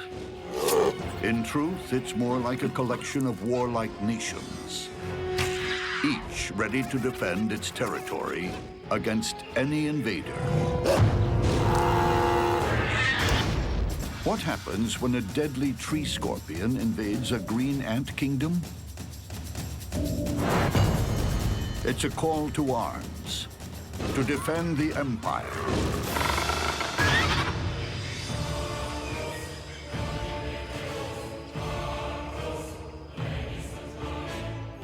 This plant is about to become green ant territory. In less than a day, they will swarm over its leaves and bend them to their will. It's empire building by an incredible society that thinks as one. Colonies are interesting things. This is where hundreds of individuals behave like a single organism. They may think as one, but they're divided into specialist teams. There are workers, porters, guards, and beneath this swarm of servants, a queen.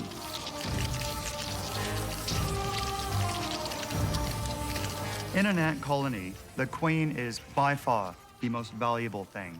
She sits there day in, day out, pumping out hundreds of eggs. Construction on the Queen's castle is underway. It's an ambitious undertaking, but every green ant is a born engineer with equipment to match. Up front, its mandibles are like a hydraulic press, lined with razor teeth. On a human scale, they could lift a 7-ton truck. In the ants' world, they can slice off a limb or hold up a roof. Imagine us being able to lift something hundreds of times our body weight using just our mouth. With their jaws and legs, ants become heavy machinery, pulling massive leaves into a cocoon. For adhesive, they use silk spun from larvae, carried around like living bags of glue. But this Army Corps of Engineers isn't just building a new kingdom, they're defending it. For other bugs, it's become a no-go zone. Any breach is met with overwhelming force. The strength of green ants is in numbers. While some of them will pin the prey down, others will come by and bite it over and over and over again until it's defeated. Like a crack commando unit, a squad immobilizes the beetle, while others start slicing it up. Green ants can capture and butcher a beast in just minutes. But some creatures can be too hot to handle. Like this killer, descended from the first bugs to crawl on land 300 million years ago. The tree scorpion. It's a wily opponent, built for a quick kill. It has size and sting on its side. It captures prey by stinging it with this venom, grabbing it with the pinchers, and then tearing it apart and eating it. The tree scorpion stalks the lower rainforest canopy. There's nowhere it's scared to go. It fears no one. Scorpions are hunters. Scorpions will basically take whatever they're able to successfully capture. Insects, other scorpions, they'll attack a wide range of different animals. Insects, spiders, but also one of the things that's most notable about scorpions is that scorpions are major predators on other scorpions. In fact, scorpions may be the most important predator on other scorpions.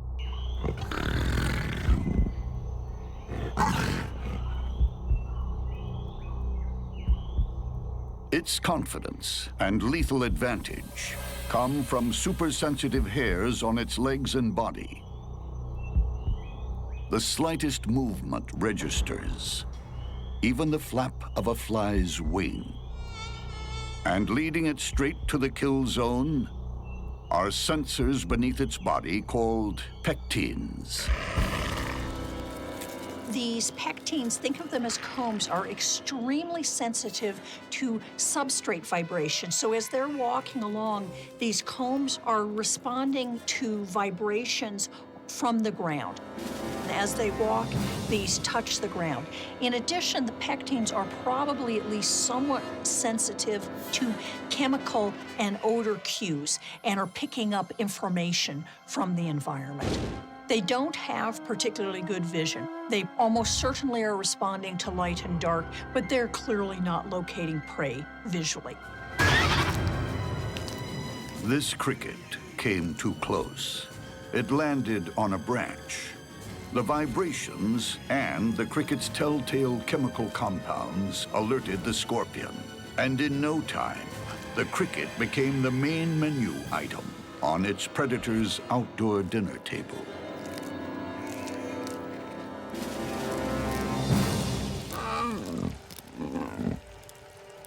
The tree scorpion has bizarre table manners. Its mouth has claws.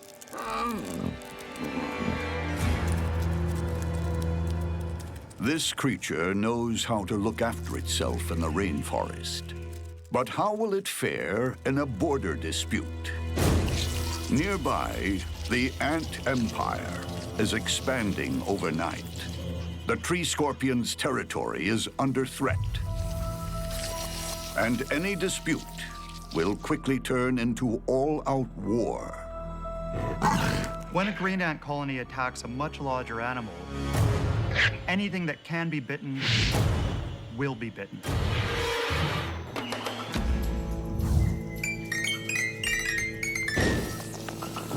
When green ants invade your territory, they don't negotiate. They simply arrive in their thousands and start building an empire. There's no diplomacy, no discussion. They owe allegiance only to their queen. Green ants are extremely territorial. They will protect their queen at all costs.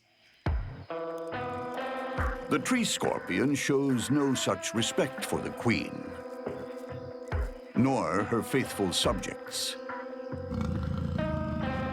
It's been spotted by a lone scout. It's David versus Goliath. But no one's told the green ant. No matter how futile the attack, it's programmed to lock on to its foe.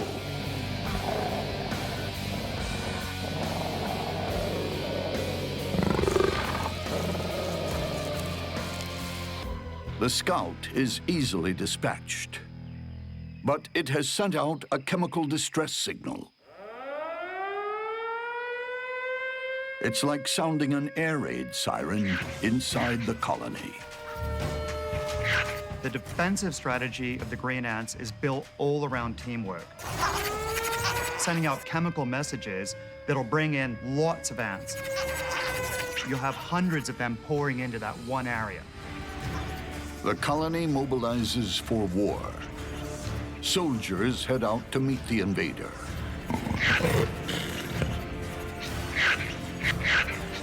The tree scorpion tries to beat a retreat, but it's surrounded. This is where the real fight begins. Once the green ants start operating as a team, their effectiveness takes an exponential leap. It's a case of 1 + 1 = 3. Ant numbers swell quickly. Each attaches itself, trying to outmaneuver the giant intruder. Sensing an advantage, the ants deploy their weapon of mass destruction, a cloud of formic acid. Sprayed from each ant's abdomen, the cloud is like pouring molten lava on the scorpion's wounds.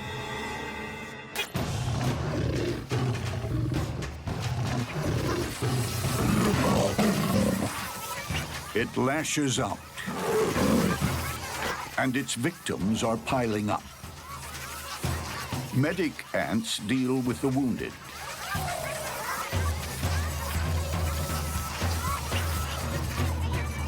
But more soldiers swarm in to replace the dead and dying. The onslaught overcomes the scorpion's last defenses. The ants are able to hold on to different parts of the scorpion, so it isn't able to sting. There's a limit to how many it's able to grab with its pinchers. The scorpion is pinned, helpless. The ants then set about dismembering their victim, chewing through its joints. They start carrying away the ultimate trophy of war, the scorpion's stinger. There's nothing their victim can do. Once it loses its sting, its fight is over.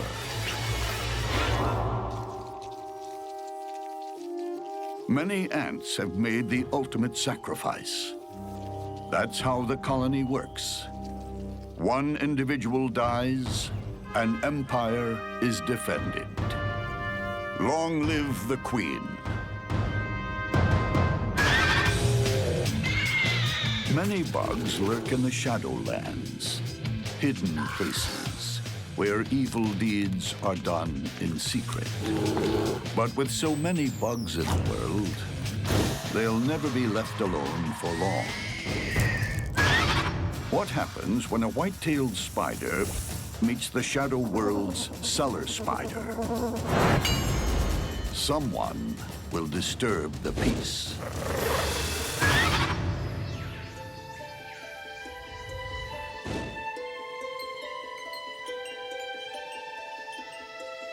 Meet the cellar spider. Its thin, pole-like limbs make it look somewhat fragile, even weak. But nothing's further from the truth. The cellar spiders are actually pretty good at killing other spiders. They don't necessarily specialize on killing other spiders, but they're really good at it when they get the chance. Cellar spiders prefer to operate under cover of darkness, and they're not picky about where. You can find cellar spiders everywhere. Corners of houses, protected areas, near trees. They build these kind of rough webs relatively high. From their hidden vantage points, they pick off passing prey. Small or large, it makes no difference. And those spindly legs, with their multiple sections, have the clearance of a monster truck and are as nimble as high-speed knitting needles. Their legs are long and lean and effective for keeping everything at arm's length. They can immobilize rivals from a safe distance by wrapping them in silk before moving in for the kill. Their fangs are tiny, but pack mean venom.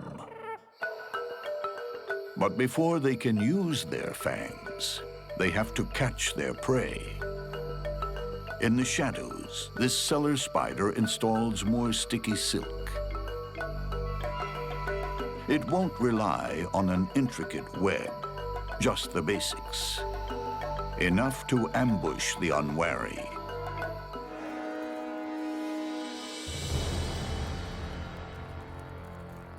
Elsewhere on the rocky outcrop, another spider prepares for action. Compared to the cellar spider, she's a bruiser. The white-tailed spider. The white-tailed spider is a wandering assassin. This deadly stalker lurks in the shadows. The white-tail is a master spider killer. She's 3 times the weight of the cellar spider. In Spiderland, she's a super heavyweight fighter.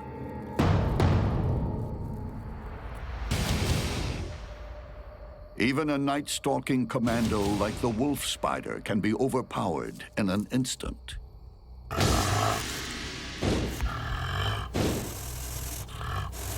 The white-tailed spider's main weapon is surprise.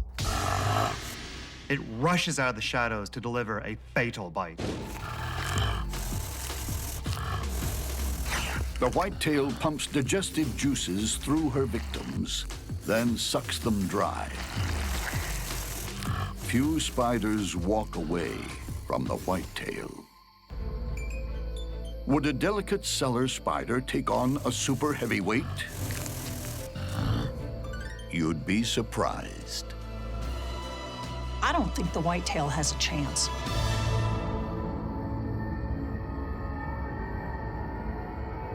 These are the Shadowlands of the bug world.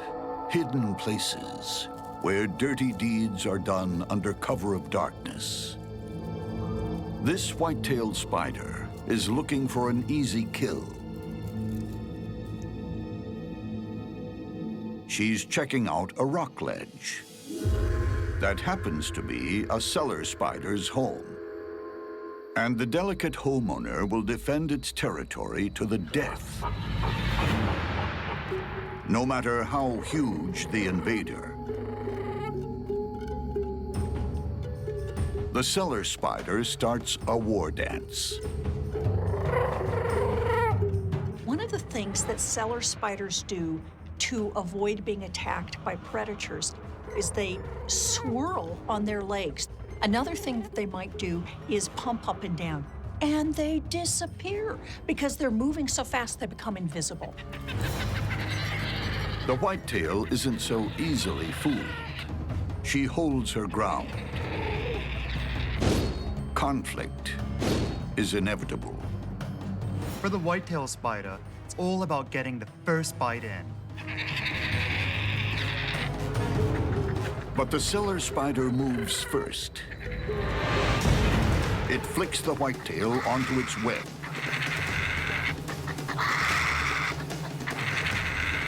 The whitetail tries to regain its footing.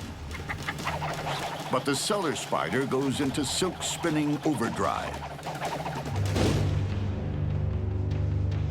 From a safe distance, its legs lasso the whitetail 6 times every second. But the whitetail is strong. She keeps breaking free. Cellar spider's silk isn't the strongest, nor stickiest in the spider world, but there's a lot of it.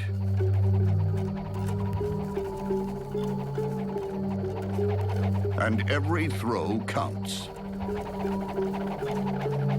Hundreds of silk ropes entangle the whitetail. In a desperate last effort, she tries to slash her way to freedom with her huge fangs. The white-tailed spider will use its fangs to cut through the silk.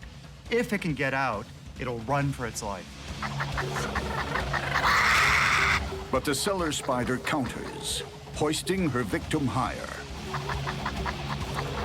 It's spinning too much silk, and the whitetail's jaws may not be enough. Thousands of silk ropes finally immobilize the whitetail. Enough for the cellar spider to move in for the kill.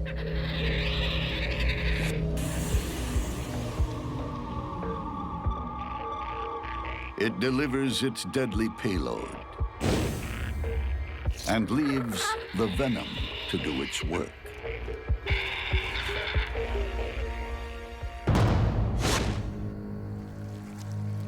A delicate spinner outguns a big brute. And the Shadowlands are quiet once more. But they won't be for long. Many bugs are forced to adapt their lifestyle to suit their environment. But some are just plain ornery. They modify their environment to suit their own needs. The result is a monster minefield. What happens when a trapjaw ant falls in with a ravenous antlion? The earth will open up.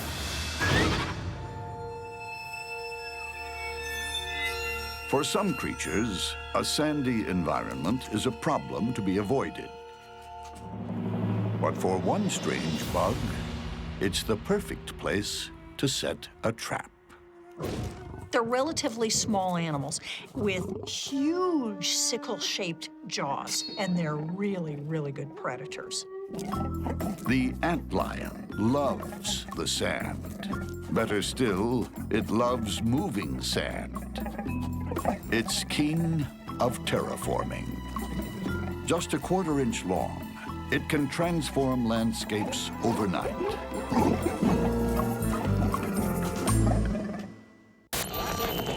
The antlion is often called a doodlebug.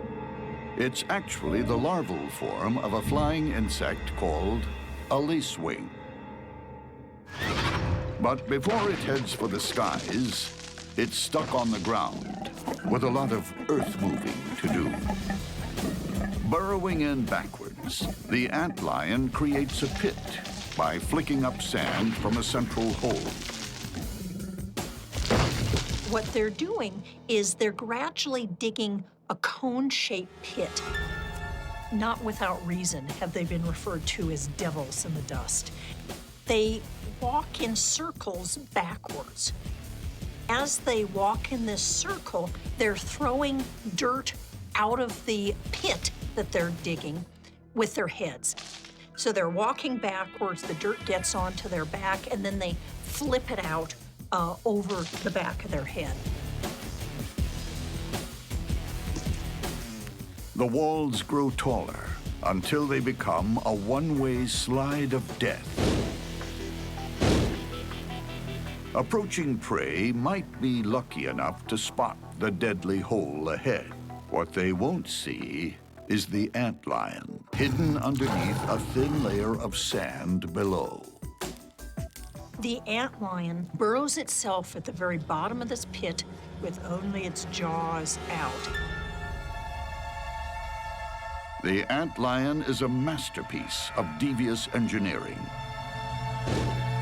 Victims simply stumble in and never leave.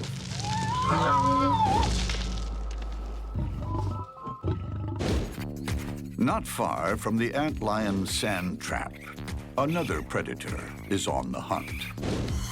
A street fighter with a spring-loaded weapon. A trapjaw ant. Trapjaws have lean bodies with muscular shapes, huge heads, huge eyes, and these massive mandibles that snap shut like a bear trap. Its spring-loaded jaws lock open at 180 degrees, like a crossbow. Then, on contact, they slam shut. These jaws are the speeding bullet of the natural world. They are literally the fastest moving body part of any animal. They snap shut at 145 miles an hour. And there's more. A venom-packed sting on its abdomen. Trapjaws will use their sting or their mandibles first, depending on which type of prey they're trying to capture. A trapjaw isn't intimidated by size either. When it's out on the prowl, it'll take on anything. Even a spider bigger than itself. When the trapjaw's mandibles snap shut, they give off a sound so loud it can actually stun the ant's prey.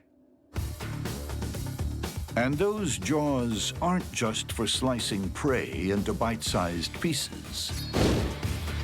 They lock on when a victim has to be dragged back to the colony. They're like a spring-loaded vice. Super strong and super fast. Trapjaw's greatest hope for escape is to snap its jaws shut while pushing them against the ground, which would propel it up into the air. But does having the world's fastest jaws guarantee survival? And is a sand trap a certain killer? I think the antlion takes down the ant. This bizarre pattern of pits in the sand is the work of the humble antlion. But there's nothing haphazard here. Each hole is perfectly designed to bury passing prey alive. Today, some trapjaw ants are on the hunt. They can slam shut their jaws faster than any other creature on Earth, but they still need to watch where they walk. There are death traps everywhere. antlion pits, part sinkhole and part quicksand. They bury bugs alive. As the ant walks in to the edge of the pit, it's just so steep that they can't maintain their balance at the edge. When the ant tries to escape, the antlion showers sand from below. The antlion flips soil up and helps cause a small avalanche that helps carry the ant into the center of the pit. The ant runs for its life.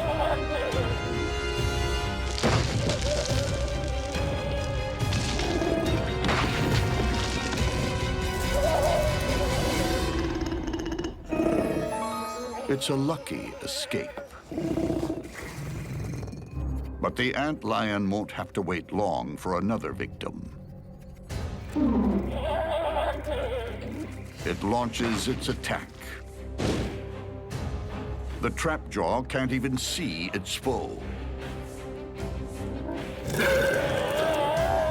Under the sand, the antlion has locked on, pulling its victim down. Those huge trap jaws are useless.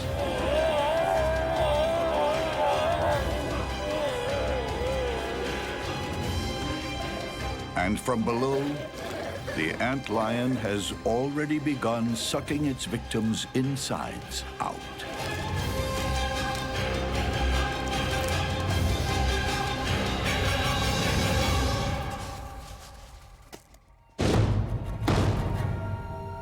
The trapjaw disappears without trace. Sometimes, in a bug's world, the best weapon you can use is the environment itself. And if your weapon can double as a grave, so much the better. In a bug's life, there's little room for social graces. Manners aren't required. And social skills, well, that's left pretty much to the ant crowd. But there comes a time when even the meanest bug needs to accommodate a neighbor. For a short while. What happens when a brown house spider and a redback spider live too close for comfort? The neighborhood will never be the same.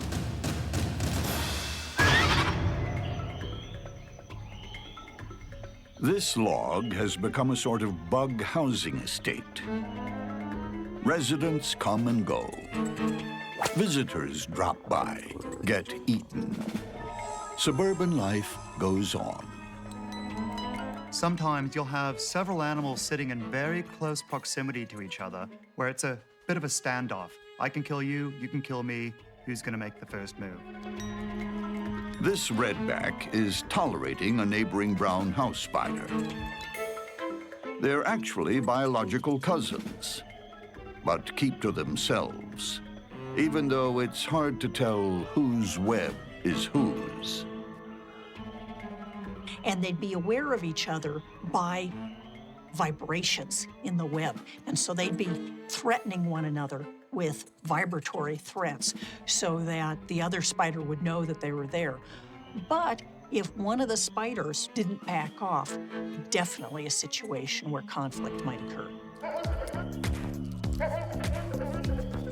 The redback has snared a beetle 10 times her own weight.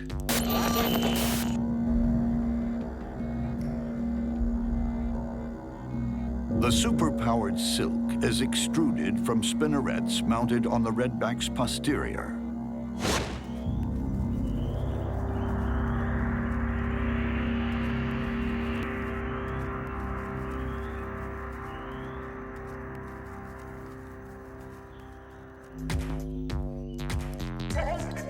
Her web is one of the stickiest and strongest in the spider business.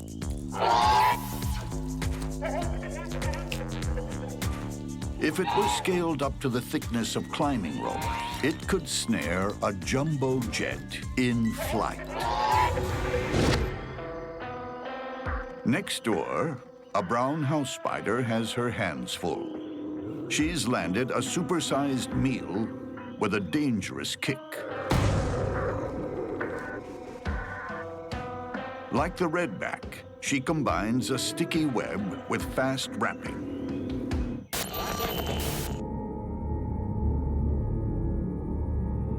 It sets up trap lines in its lair. Once detected, it'll drop down and attack with a barrage of silk. Her fangs are small and deliver powerful venom.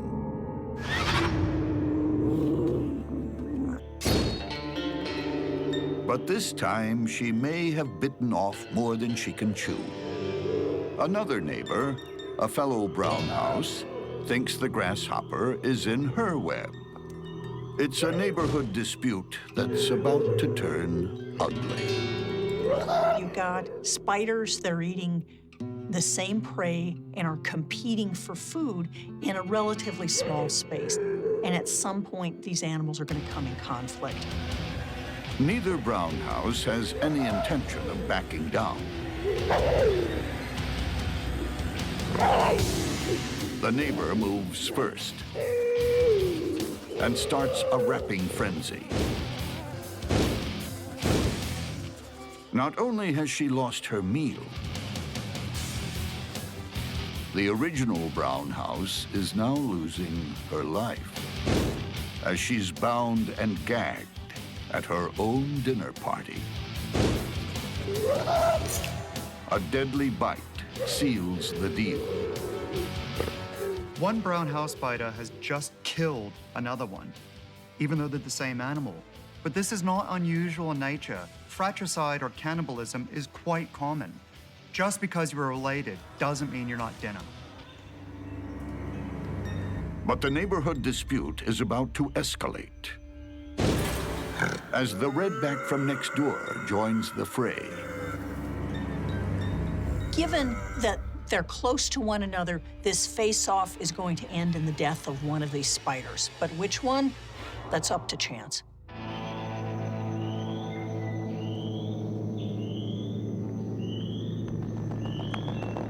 Inside a crowded log, two brown house spiders went to war over dinner. Now, one's a meal herself. But hostilities aren't over yet. A neighbor from across the street, a redback, has decided to join in. She has a web nearby, and she's just breached an invisible wall. The brown house has a new problem. Pretty much, this is a totally even matchup. Both have the same equipment. You know, they both have silk at their disposal. They both have venom at their disposal. They both have sticky webs. It really is who happens to get the edge, who happens to wrap up the other one faster. The neighborhood fight is about to get even nastier. On the world's stickiest tightrope. Each spider tries to stay clear of the other's spinning legs. The first to start their rap of death wins. They're so evenly matched, the tiniest false move will spell disaster. The redback puts 1 foot wrong. She's stuck. Seizing her chance, the brown house spins furiously, wrapping her opponent's legs. The brown house spider's most deadly weapon is its silk. It has these long, combed legs that it can use to throw it forward like a deadly crochet. With all her strength, the redback can't break free. She's cocooned alive.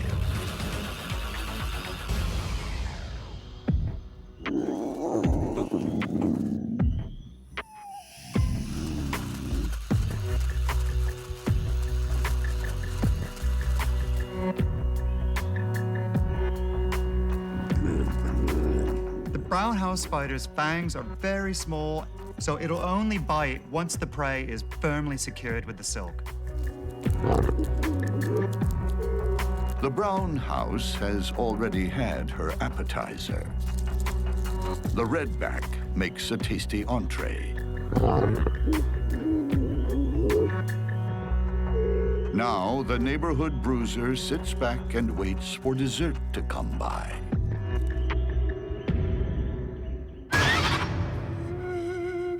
Beneath the scorching desert sun, few creatures brave the outdoors. Until the rain comes. Then the desert comes alive with creepy crawlies.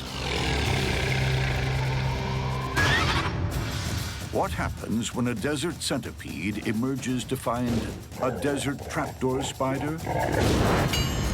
There will be bloodshed.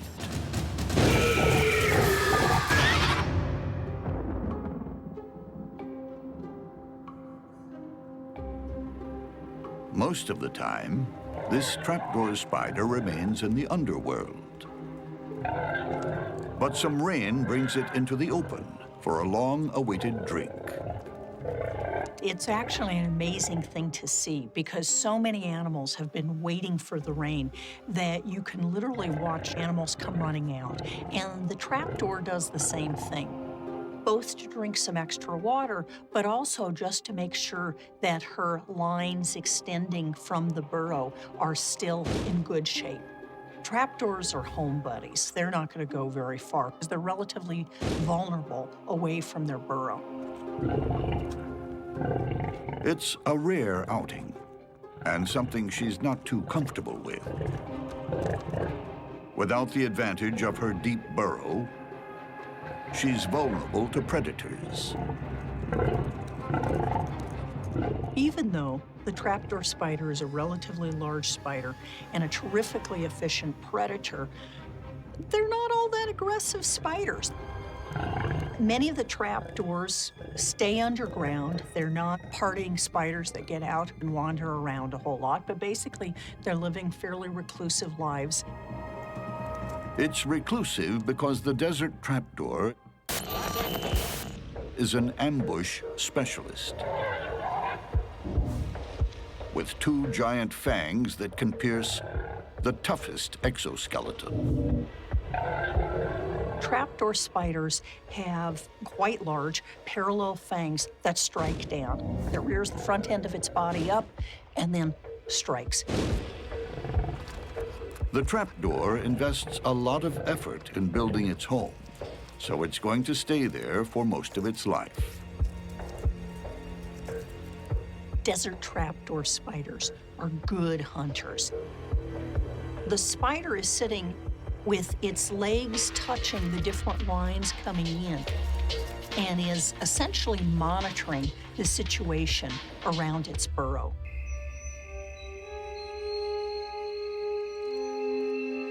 Any passing insect is fair game.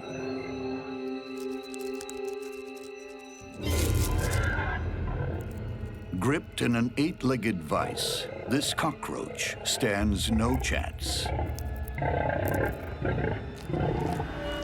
Its body is ripped open, and the bug is turned into lunch.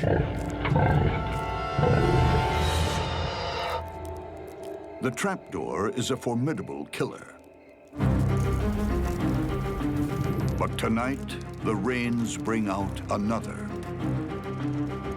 An entire street gang rolled into one. The Desert Centipede. Desert Centipede is the baddest of the bad. He's aggressive, fast, big, mean. He wanders the desert like a serial killer, looking for more victims to add to his list. With 42 legs and a body some 5 inches long, this Desert Centipede is the type other bugs cross the street for. This cricket has just made a fatal error. Out for water, it's left itself exposed. The Desert Centipede's super-sensitive antennae have locked on. The cricket is dead meat.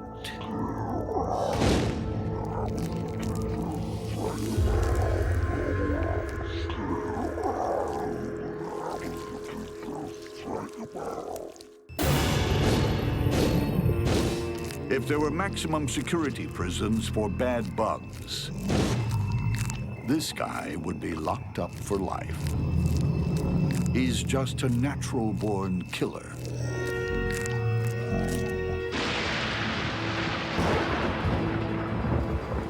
Rain has brought life back to this small patch of desert. It also brings death. As creatures emerge from their burrows to drink and hunt. After the rain is rush hour in Bug World. Everyone's out and about. And the most fearsome hunter of all is this Desert Centipede. With the power of a steam train and the bloodlust of a serial killer, they don't come more dangerous. Each foot is capped with a sharp spike that pins enemies in a death grip. Up front, two huge claws rip flesh and inject venom simultaneously. This guy's big weapon is his extremely potent venom, which he delivers with these unique modified legs that are claws dedicated to delivering venom. And there's rarely time to escape. Desert centipedes are pretty handy at pinning down their prey. They're like an entire team of wrestlers in one animal. They wrap around, hold it immobile, and then deliver their venom with a single bite. This desert thug also has incredible senses.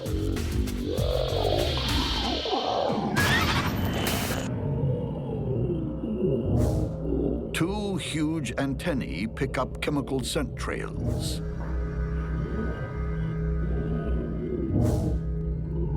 They have this extraordinary ability to follow a chemical trail ruthlessly, persistently. Once they find it, then they attack. Brute strength, vice grip, smashing claws, deadly venom. It's unstoppable. Or is it? Will the Desert Trapdoor spider withstand an all-out assault? It's showdown time.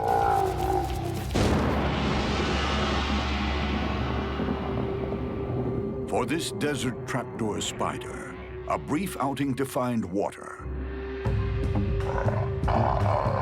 lights a chemical fuse, burning all the way to a big bang.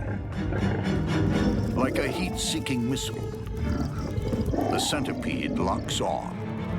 The trapdoor remains in its preferred ambush position.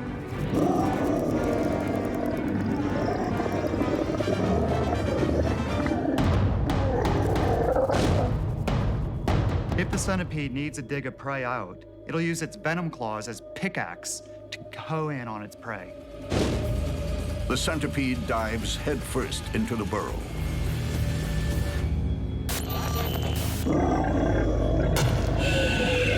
Venom claws smash into the spider's body. The centipede pulls its victim out of the burrow so it can't escape.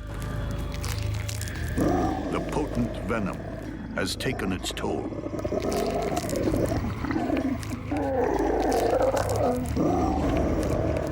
Using his claws like steak knives, the desert centipede never eats slowly.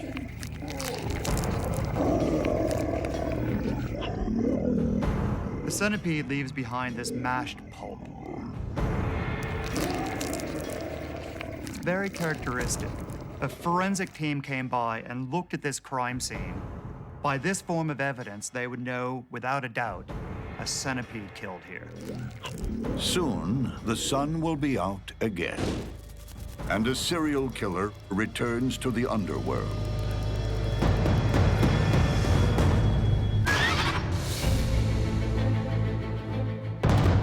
In a bug war, there's always an element of surprise. Mass attack can overwhelm superior weaponry. Fast moves can foil brute force. Smart thinking can overcome sophisticated armaments. And a home advantage may be no help at all. In the world of monster bugs, a quick death is the best you can hope for.